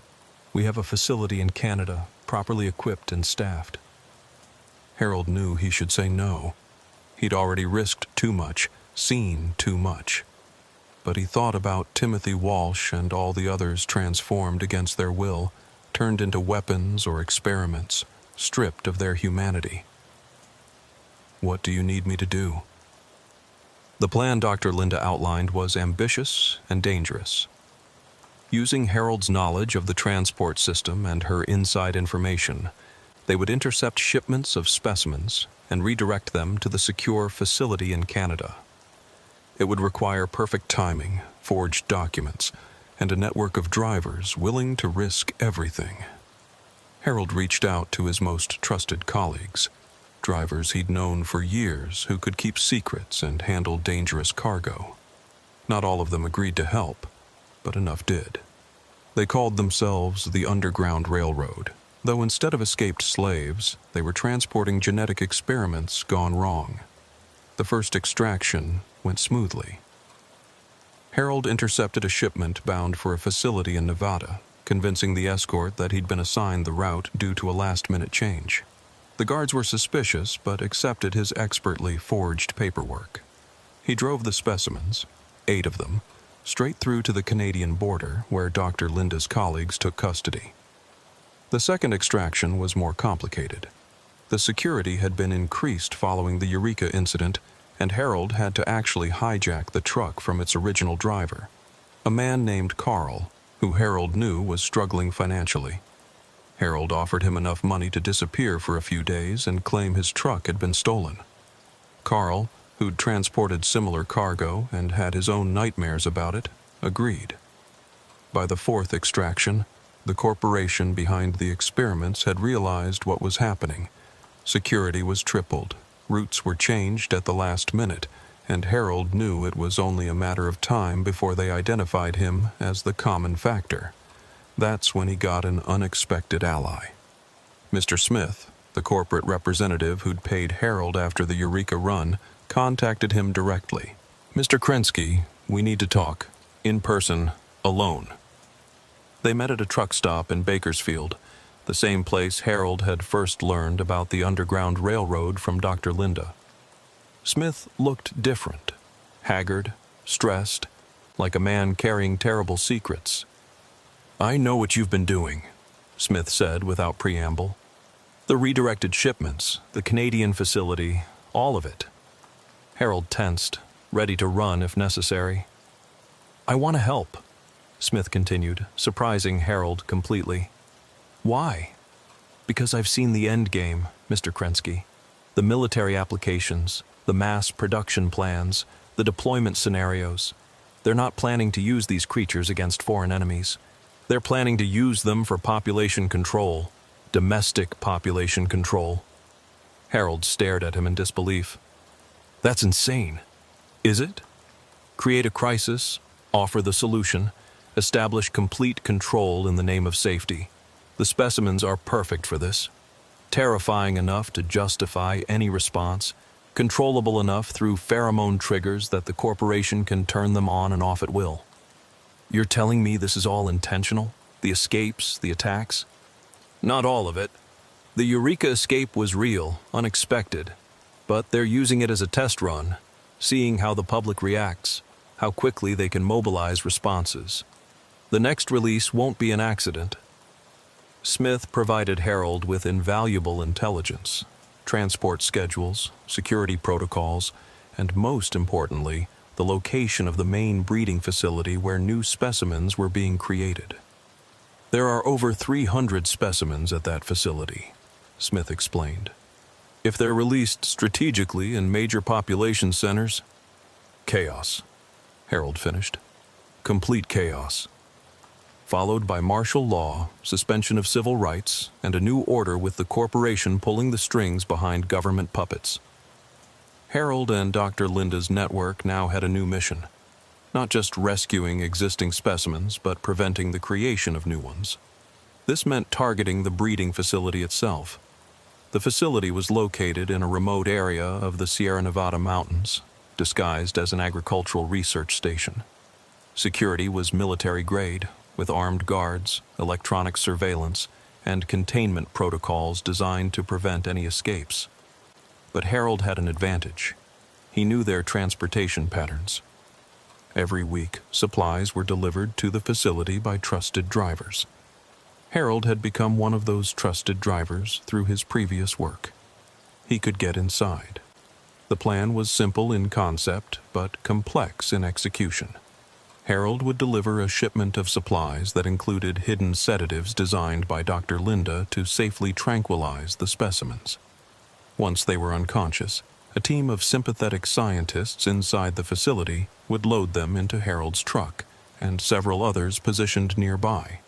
They would then scatter, taking different routes to various safe facilities across the country and Canada. The day of the operation, Harold was more nervous than he'd ever been in his life. He was essentially conducting a raid on a government black site. If caught, he wouldn't just lose his license or face jail time. He'd likely disappear entirely. The approach to the facility was routine. Harold had legitimate paperwork for a supply delivery. His truck was expected, and the guards recognized him from previous runs. They searched his truck, but the hidden sedatives were expertly concealed within legitimate medical supplies. As he backed up to the loading dock, Harold saw Dr. Linda among the facility staff. She'd managed to get herself assigned there under an assumed identity. She gave him a subtle nod. Everything was in place. The sedatives were introduced into the ventilation system during a routine maintenance check that Dr. Linda conducted. Within minutes, alarms started blaring as specimen after specimen collapsed in their containment units. "Containment breach!" someone shouted. "Multiple specimens down!" In the chaos that followed, as security rushed to check on the specimens and administrators tried to understand what was happening, Harold and his fellow drivers began loading the unconscious creatures. They worked quickly but carefully, knowing that the sedatives would only last a few hours. They had loaded about half the specimens when security realized what was happening. Gunfire erupted as guards tried to stop the trucks from leaving. Harold floored his accelerator, crashing through a chain-link fence as bullets sparked off his trailer. 3 trucks made it out with specimens. 2 were stopped at the gate. Dr. Linda was among those captured, sacrificing herself to ensure Harold and the others could escape. Harold drove for 18 straight hours, not stopping until he reached the Canadian facility. The specimens in his trailer, 43 of them, were still sedated but beginning to stir. The facility staff quickly transferred them to proper containment units where they could be studied and, hopefully, eventually helped. But the victory was temporary. The corporation's response was swift and brutal. The story they spun to the media was that terrorists had attacked a medical research facility and stolen dangerous biological weapons. Harold's face was on every news channel as a wanted domestic terrorist. He couldn't go home, couldn't contact his family, couldn't work as a trucker anymore. He was a fugitive, hidden by the network of scientists and sympathetic individuals who understood the real threat. From hiding, Harold watched as the predicted crisis unfolded. Escaped biological weapons were reported in major cities. The public panicked. Emergency measures were implemented. Rights were suspended. And behind it all, the corporation pulled strings, using the chaos they'd created to reshape society. But Harold and the remaining members of the Underground Railroad hadn't given up. They continued their work, now focused on exposing the truth. They leaked documents, recorded testimony from escaped scientists, and slowly built a case that even the corporation couldn't suppress entirely. The war for the truth was far from over, but Harold had learned something important. Sometimes a truck driver hauling cargo through the night might be carrying more than just freight. Sometimes they're carrying the future of humanity itself, and the choices they make at lonely crossroads can determine whether that future is free or enslaved. Harold still drove, using fake identities and hidden routes, transporting specimens to safety and information to those who could use it. He was no longer just a trucker who took the loads nobody wanted. He was a guardian of the innocent, a protector of the transformed, and a warrior in a battle most people didn't even know was being fought. Late at night, on empty highways, cutting through the darkness, Harold would think about Timothy Walsh and all the others who'd volunteered for medical trials and become something else. He couldn't give them back their humanity, but he could ensure their sacrifice meant something. He could make sure the truth survived, even if he didn't.